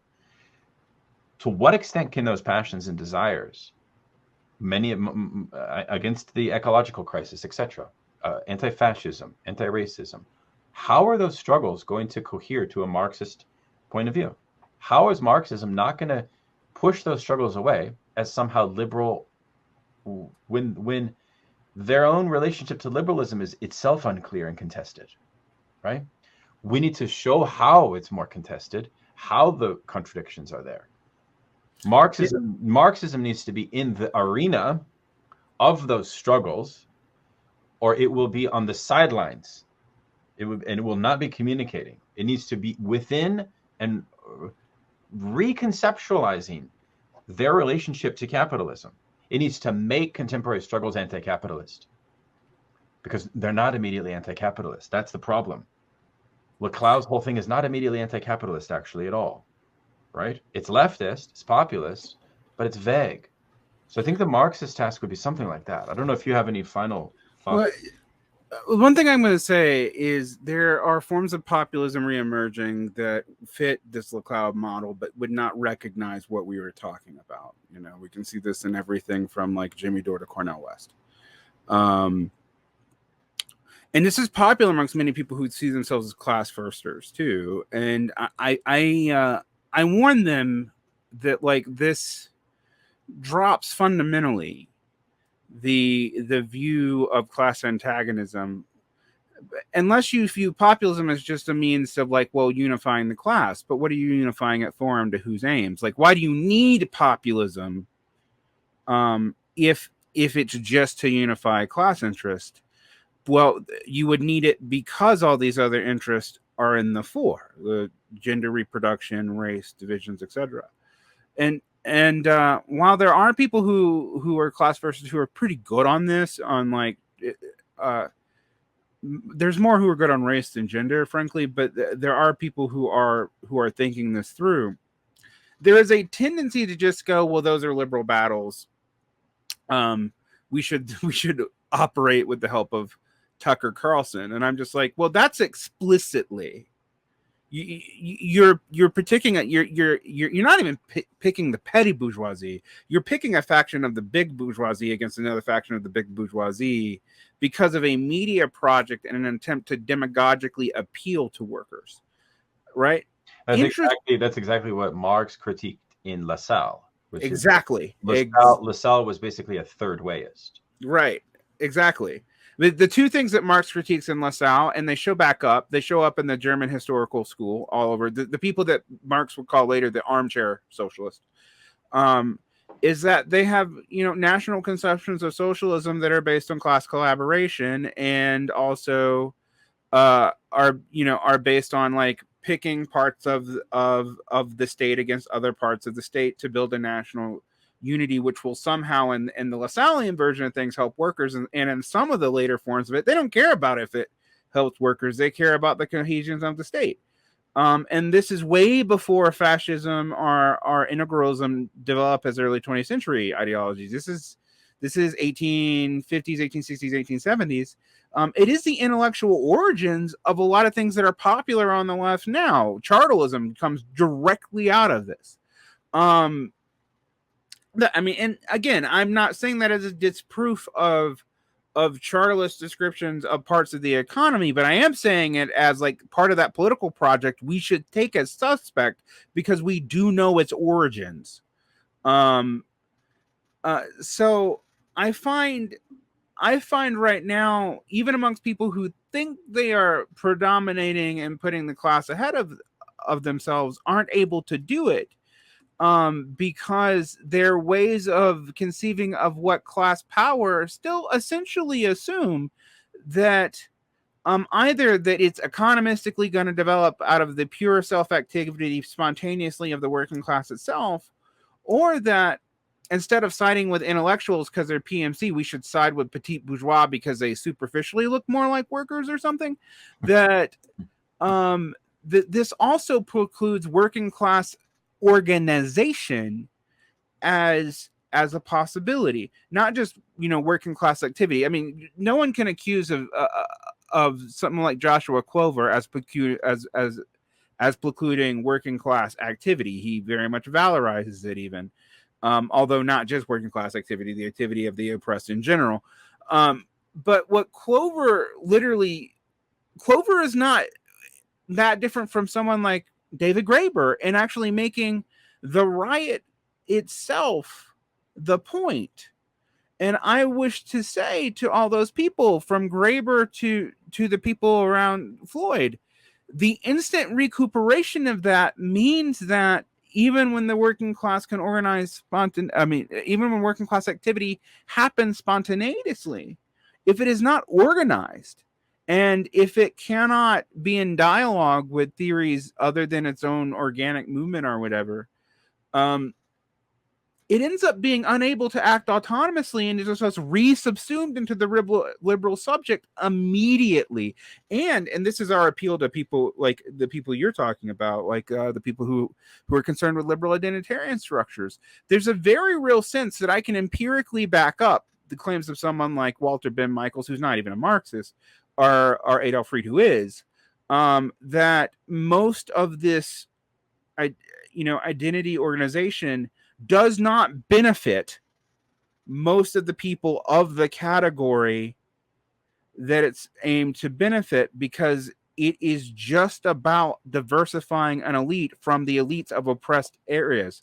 And so, for example, we have seen since the beginning of affirmative action, but even through this time period, the university get more black and brown, particularly more brown, but in general it has. And yet we've also seen literally no reversal of the loss of black wealth since 2007 during this time period, meaning that there is a very real sense that I can empirically prove with the data that we are doing nothing about the wealth gap between black and white people, even black and white workers, that we're doing nothing, which is all tied into home valuation, I'll add. We're doing nothing about the average black poor, and that Adolf Fried is right, that if we did something about poverty and about class immiseration in general, we would also take care of most of the worst parts of racism. Then we can talk about the political settling of the other parts.